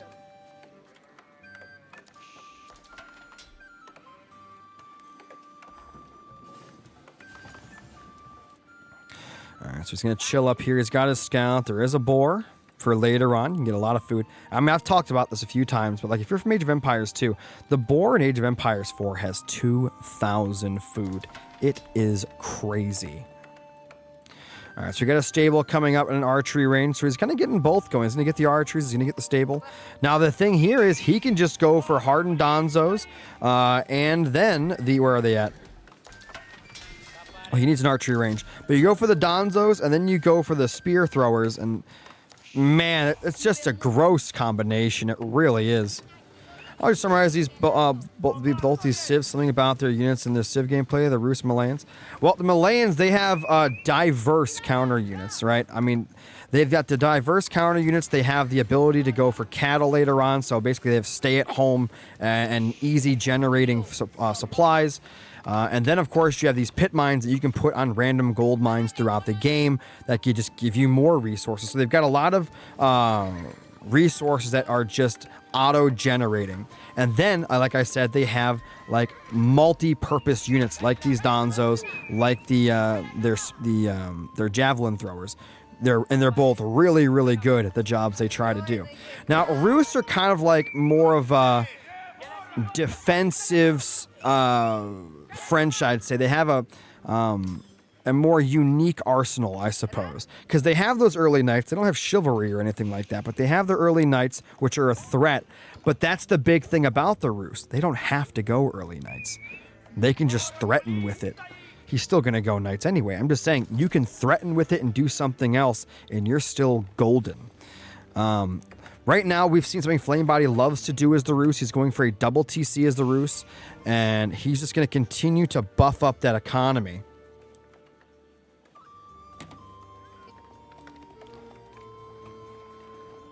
Their hunting cabins make things awesome for them because the closer you have it to the tree line, obviously, you get free gold to be generated for yourself.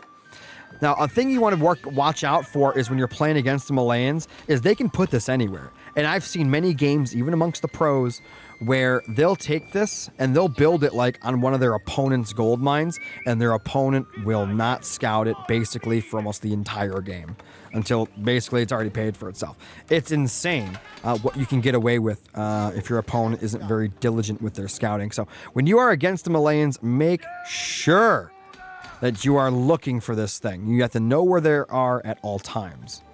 Now, we do have some scouts coming in here with the early night, but remember, there are Donzos. The one obvious issue here with running out onto the map and putting these in these spots like this is that your counter units aren't exactly the quickest things in the game.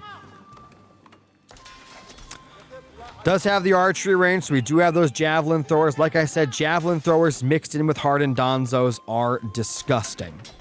Such a beautiful combination. And just like that, javelin throwers and hardened Donzos are on their way out, but they're about to be harassed here from the north. He does have the TC. He can jump in at a moment's notice. And he's got quite a few units here in the middle, even starting to mix in some warrior scouts. So why do you think he's building these? It's not because they can kill the knights or that they can, basically beat anything really that the Roosts are making, except maybe the archers. However, what they are good for is that when you're fighting this counter ball, you can chase with the horses and nip at the heels of the army from Flamebody. And if Flamebody does turn around, it gives your counter units time to catch up and do the real damage.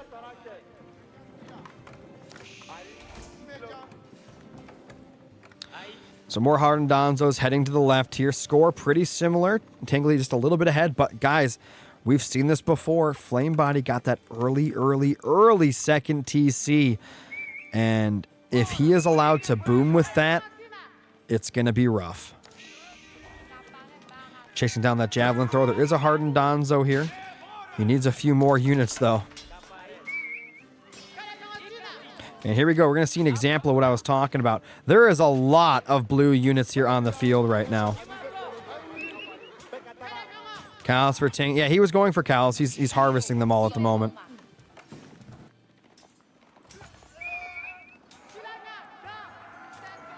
And notice this is what I was talking about. See how the horsemen can chase down the knights and the other horsemen? Now, these guys may not be able to catch up while everything's in motion, but they can still throw their spears. And then if he does decide to stop even for a moment, the rest of this army can catch up. And look at this Tangly going to go for it. I like this a lot. Unfortunately, he doesn't realize the weaker TCs in the back here, or he can mount an offensive from this side and then go to the right here and just demolish that TC. And there really wouldn't be much Flame could do about it. I'm really liking this aggression right now. He's even getting the steeled arrow so he can fight underneath that TC longer. However, Flamebody has his wedge rivets as well as his balanced projectile. So he's got more bonuses for his archers and then bonuses against the archer damage. I'm sorry, this is the range damage, not the range armor. That's my bad. But still, this is going to be nuts. This push is about to be devious, to say the least. Maybe a third ram? Maybe. Yep, third ram. I was going to say probably 3 rams, then he'll probably go. Might make 4, but I think 3 might be the sweet number here. I would love to have seen more upgrades. I'm not going to lie. A few more upgrades here would have been beautiful, especially if you're going to go in like this. Because look at this. Flamebody getting another upgrade. Has most of the upgrades that are required. So his army is absolutely juiced to the gills right now. And we're going to see a push into here on top of that Kremlin. So he's got to fight the Kremlin as well as the original town center. So imagine again if he had scouted and realized he could be attacking from this left-hand side, and that would be beautiful. Instead, he's taking him head on. See how well that works out. He's bringing in the horsemen. He needs to bring in those Donzos first. Javelin throwers are not attacking the correct stuff. The Donzos and javelin throwers, they've got to be in here fighting the army. The javelin throwers have got to attack the archers. They're attacking the horsemen, which is not what you want to be happening here. These archers are melting the Donzos. Yeah, this was not a good engagement by Tangly. He was not microing quick enough. He might be able to take out the Kremlin, but look at all these archers left, and here comes a knight, and guess what? No longer enough Donzos here to deal with it, because the archers killed the Donzos faster than the javelins killed the archers, because the javelin throwers were not attacking the correct units.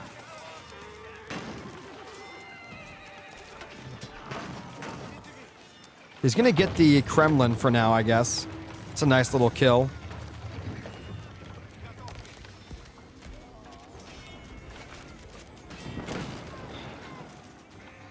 Javelin throwers doing the best they can, bringing in some more Donzos. By the time these get here, the archers are going to clean up everything. And again, without those upgrades, it's just looking really bad. Flamebody got his upgrades. He's got all the upgrades he needs except for Bloomery, but it doesn't seem to be necessary. Cows again back at home. Still no little cow farms that you're looking for. You just have the gold over there. He's still gathering a hunt on the other side. Tangly fought hard. He killed a Kremlin. I don't know if that's really worth it. Because he's just going to rebuild that now. It's not a permanently dead structure. And the whole time, Flamebody's just double pumping villagers behind this. I think if Flame goes to castle now, it might seal the deal. I think that Tangly had a better army at the time. I really do. I think he had an army that could have beaten Flame Bodies. I just think that his javelin throwers were throwing javelins at the knights for far, far too long. Starting to get some more upgrades now. He's getting Iron Undermesh, which would be great against those archers. Wish he would have had that going into that first fight. It is best of 7. If Flamebody wins, the series is over and he takes it. If Tangly wins, we go to a game 7.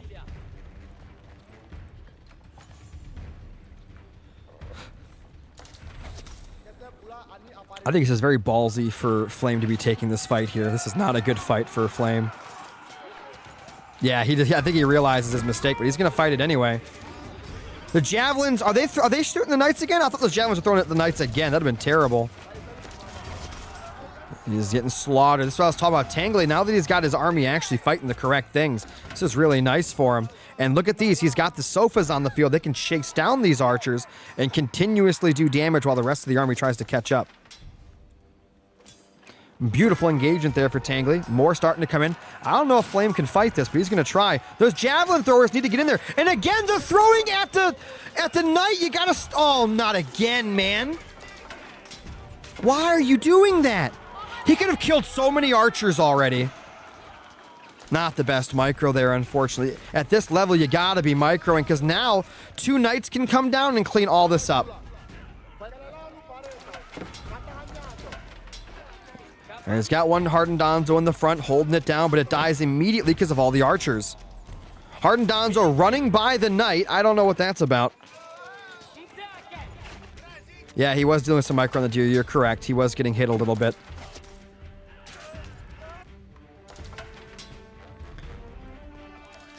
Starting to push forward yet again.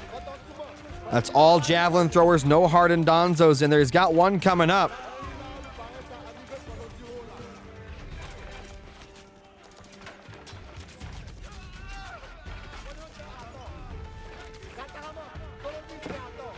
Man, I think he needs to pull back, get some more units in here. He technically has more military right now by a little bit, but there you go. Finally microing. Look how fast. Do you see how fast he could kill the archers if he had just microed them down earlier? Like, insanely fast he can kill these archers, but they just keep getting value after value after value. Now he's finally pressuring them back again. Flame Body, though, his economy, 90 villagers almost to 50. I mean, Tangly. It's almost getting doubled in villagers. He's getting close. No second TC or anything, so he's just living off of what he's got. He's got a few cows coming in. I know that David keeps asking about those. Got some militia out on the field. Bringing in some more. I like it. The army from Tangly is very nice. He's actually getting fitted leather work behind this. It's going to make his armor against those knights even better. And against the militias.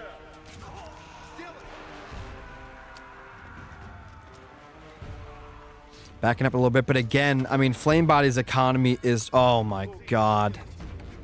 Just soaring, guys. Just absolutely soaring.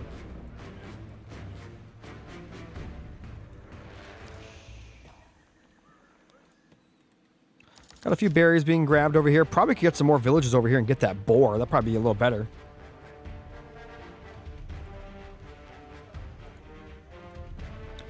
And here we go, a fight yet again.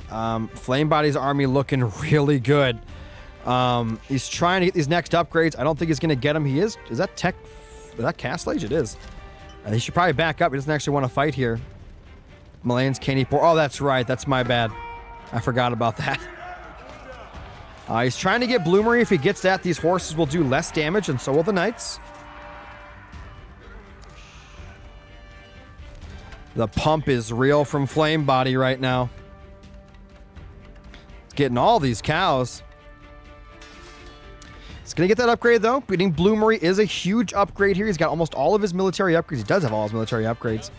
As he is trying to go to that Castle Age. Now, with Castle Age, he's going to get some pretty interesting units here. However, keep in mind that villager count, guys, 60 to 90, basically 60 to 100. Nicest looking. Bro, I've barely even seen Imperial Age, so I really don't know. However, that one new city of the Byzantines with their water aqueducts and stuff were pretty cool. And here comes the raid. The villager's got to get out of there. He's got to go back.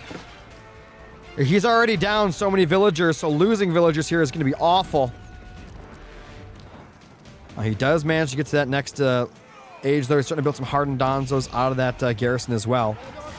And here comes a ram. The javelin throwers, they've got to attack the archers here. Hopefully he gets these things upgraded, too. He's getting the upgrades now. Upgrade to veteran, but the fight might be over before he gets veteran. Still has some units left. Can they get veterancy in time? Again, the javelin throwers are throwing javelins at the wrong thing. He gets his upgrades. That's beautiful. Yeah, Flame Body cannot win that fight anymore, at least at the moment. He is going for Tech 3 himself back at home here. Where is it? It's somewhere. You just saw him get the upgrade. Let's go back down. Was that it right there? Yep, there. Nope. Nope, nope. It's right somewhere. I don't know.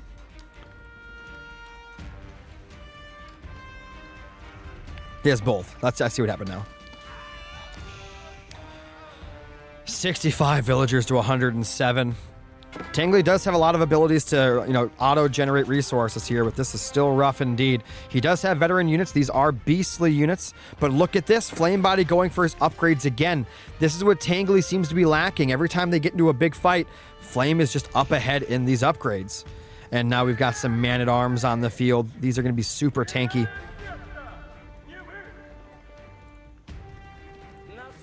Veteran Donzo going after the horsemen. Got a little city thing going on over here. Got some houses alongside that pit mine. Man, Tangly, he's fighting for it. I hope in this next engagement we at least get to see him micro the javelin throwers here. Because watching javelins throw javelins at knights is just a no-go. And look at that. He just got the upgrade to regular knights. Those are going to be even tougher.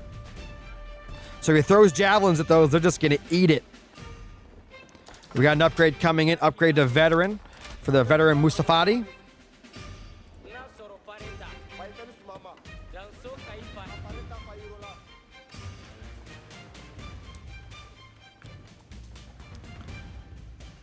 right, Flame Body just building up more and more. He's got all these upgrades, getting another upgrade here. Wedge rivets, it's another armor upgrade towards arrows or any projectiles in general. Upgrade for damage for his projectiles coming in for Tangly. See, look, why would you click an upgrade and then try to fight? You want your upgrade to hit and then go for it. Otherwise, you've wasted the resources in going for an upgrade. And that's in any RTS. Look how quickly those javelins melt those archers, though. And that knight has no chance. Gonna be going for double siege workshop. You know what that means. Gonna see some mangonels to counter all this infantry. That's exactly what he's building.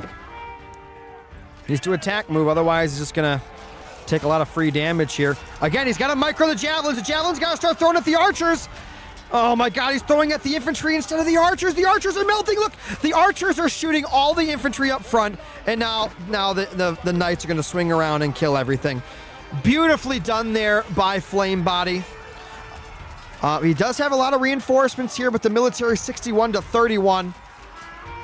Yeah, the archers from Flame Body beautifully used. They killed all those forward Donzos, and then obviously the knights can kill all the javelin throwers by themselves. Starting to back up, he's got some veteran moves, Spotty Warriors.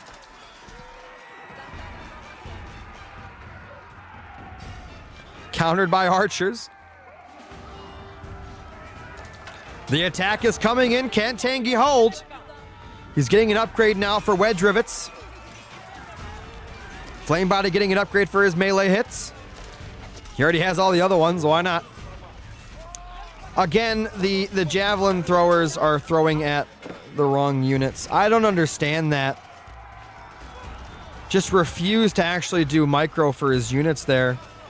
The Mustafadi Warrior is doing a great job cleaning up the stuff in the front. The problem is there's just a massive archer army. He needs like 8 million javelin throwers now. Pushing him back a little bit. Flame Body getting forced back, but guess what? Out of the frying pan and into the fryer. Here comes the mangonel. Oh boy. And when you're in your own chokes at your base, that's the worst because the mangonel can shoot you while you're doing that. Man-at-Arms just tanking that TC. Here comes some more Flame Body's assault. Even gonna mix in some battering rams for good measure. Tangly looks strong at the start of this series, guys. Won 2 games back to back. But Flame Body is a champion for a reason. He made it to our last finals for a reason. And he is not messing around here. He is here to stay, and he is here to play. I don't know what Tangly's... He's going to get hit by these mangonel shots, and it's just going to be gross. Gets a mangonel out of his own. Can he get a shot off on all these archers? He could get a great shot. Let's see it. Beautiful shot right in the middle. That's some great damage. Oh, my God. Beautiful damage. Throws another long shot right in the middle again. Mustafadi Warriors trying to make it out front. He needs to hit that juicy max center, and he is again. Another beautiful hit.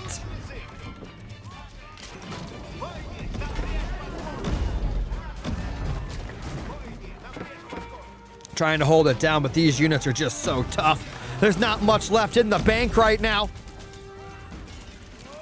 Tangly giving it everything he's got.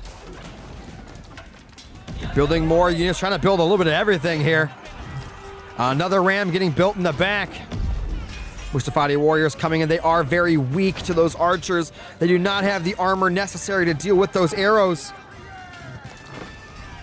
Tangly's got a lot of food and a little bit of gold and a little bit of wood. What he needs is a little bit of magic. 89 population to 180 or 190. Almost all of his production is starting to get raided here.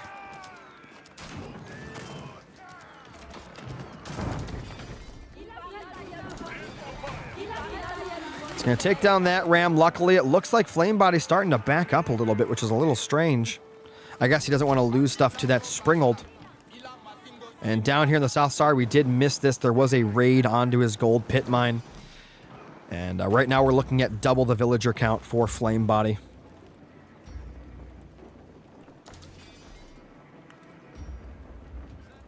It took everything Tangy had to hold on there. Everything he had.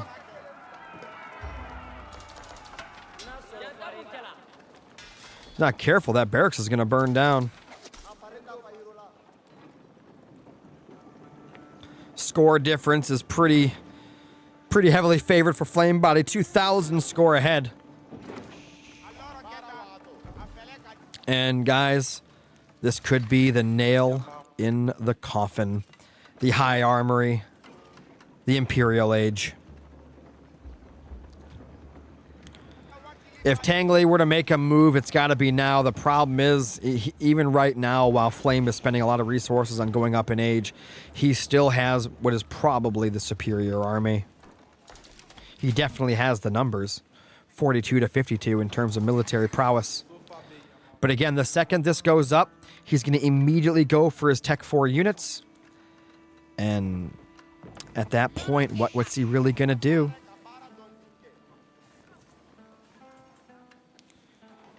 Flamebody is out for blood. He wants to close out this series. And he's starting to push now a little bit. I bet he wants to wait for his upgrades, though, but we'll see. We're going to see him grab the Military Academy, increase the production speed of infantry, cavalry, siege, transfer units, buildings by 33%. And now you know those other upgrades are going to be coming in right behind that. Maybe he was expecting a resign from Tangly once he hit the upgrade, but he's not. Going to go for Elite Knights. That transition is going to be devious. And down here, he is still raiding away. Look at the size of the minimap, guys. The size of that red blob. What's going on, Meat? You're just in time to probably watch the last game of the tournament. Unless Tangly can do it. I mean, we're here for it. Oh, man. He's going to upgrade the Rus Cavalry by 25%. The Boyar's Fortitude. The Knight transition is going to be gory. This army he can lose. He doesn't even care. We all know what's coming. We all know what's coming.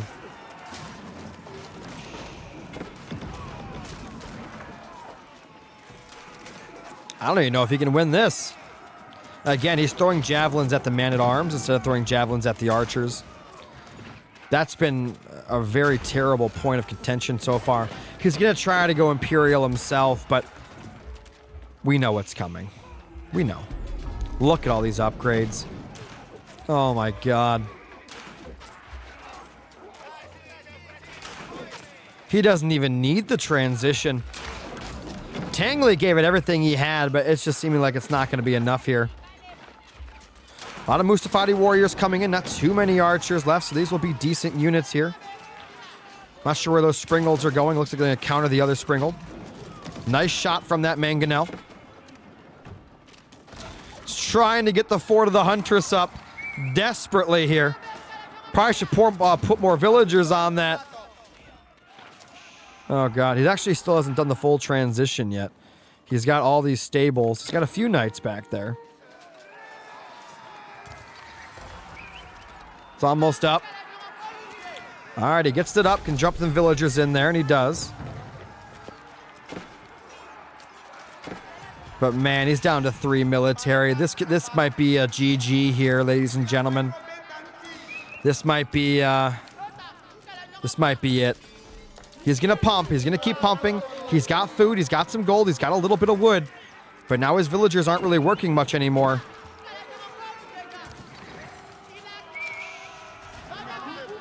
Veteran Mustafati warriors giving it everything they've got.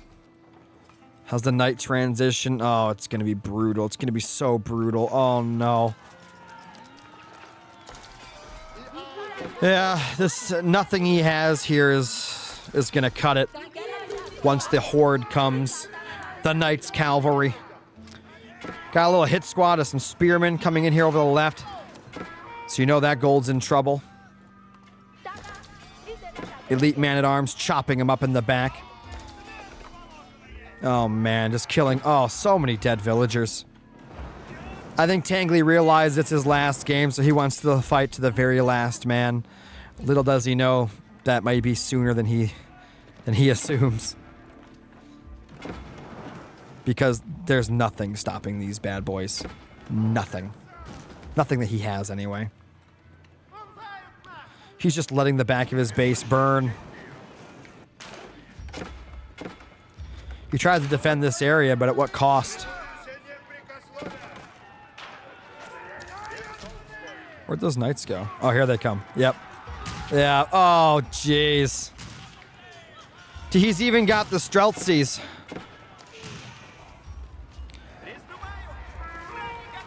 Little hand cannoneer guys. Oh, it's just... It's a slaughter. Just a slaughter. Everywhere's red. There's nothing left on the map here for Tangly. He's down 3 villagers to 1.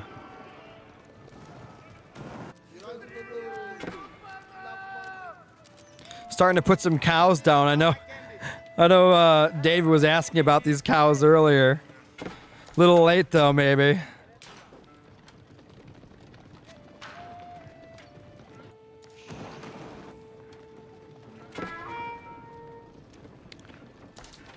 Are we gonna see the final assault onto the main? Flamme could add in some cannons. Looks like he's got trebs instead.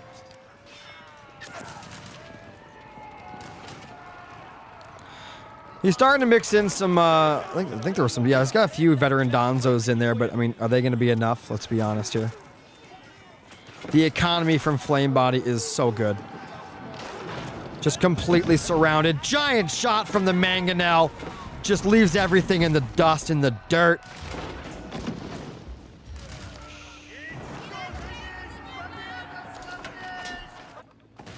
Tangly gave it his all.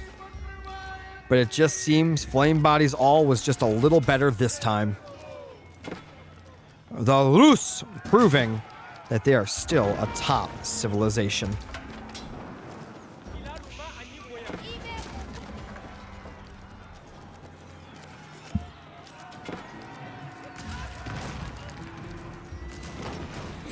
Tangly's just not quitting. He's just fighting. Well, guys, since this is the end, if you've enjoyed this stream, if you enjoyed this tournament, do me a favor and hit that follow button, hit the little bell icon to get notified when we go live, because we are doing a tournament every single 2 weeks. Every week we will rotate between Age of Empires 2 and Age of Empires 4. All our tournaments are free to play, free to sign up, and they are community funded. Right now I am paying for them. However, we do have, I think, for the first 3 tournaments, $10 from Camper. Then next week we have $10 from David. If you guys are out there and you want to help support with these, you can donate or subscribe using the links in the chat. You can either donate for this tournament, next tournament, or just to the stream in general. You can sub, gift subs, bits. All those things help out tremendously on the channel, guys. We would not be able to have these tournaments without you and your guys' continued support. But your champion is going to be Flame Body. I mean, I would say unless a miracle happens. But at this point, even if Flame Body's power went out, I think we would be forced to admin give him the win here.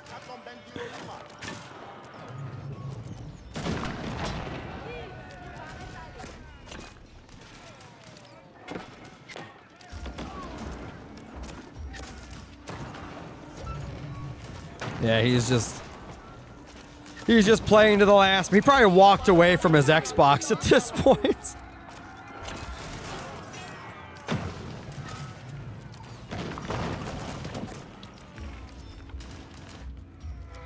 He's got some cows. He's got some cows still. He is still playing. I don't know.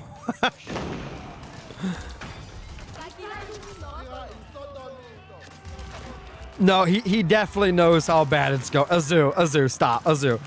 He has 0 military and 19 villagers. Let's not pretend here. Let's be real for a moment, okay? Clearly, he knows how bad this one's going. Look at this bar. He has 9 villagers, 6 of which are in his TC and 0 military. Go to his point of view. You're actually right. Let's take a listen here. He's still building. Oh, why'd the score swap when I did that? I don't like that. That's weird. Yeah. Yo, Tangly, if you're out there watching, good job, man. You put up a good fight. You even took 2 off the king. So congratulations there. You played some amazing Age of Empires. No, that's what I was saying, Tangly. I said you're probably just fighting to the end because you know it's the last game. And congratulations, man. You played one hell of a tournament. It was a pleasure to watch you, especially a few of those games were fantastic, man. I assume next time you're going to come back for blood. Because this was a pleasure to watch you, and again, I really, really hope to see you next time. To Flame Body, if you're out there, you already know, man. You're a beast at this game, and it was awesome to watch you yet again here on Age of Empires 4, and we expect to see you defend your crown in 4 weeks.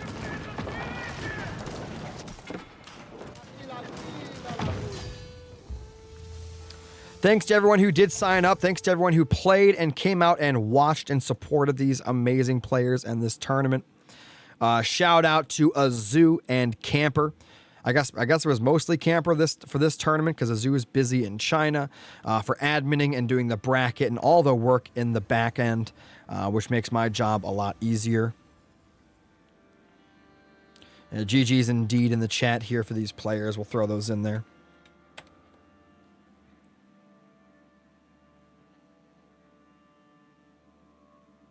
You don't play rank that much? Well, you should, man. Get yourself ready for that next tournament. It's going to be awesome. Again, shout out for Azu and Camp for making this possible. Shout out to Scorpion for helping admin and do things in the background on a daily basis in general. And then big shout again to the players, to the people that supported the stream today and yesterday, and to the viewers. Thank you guys for watching. And then, of course, the top 4 players. You guys are the best of the best. And I can't wait to see what you guys bring to the table next time.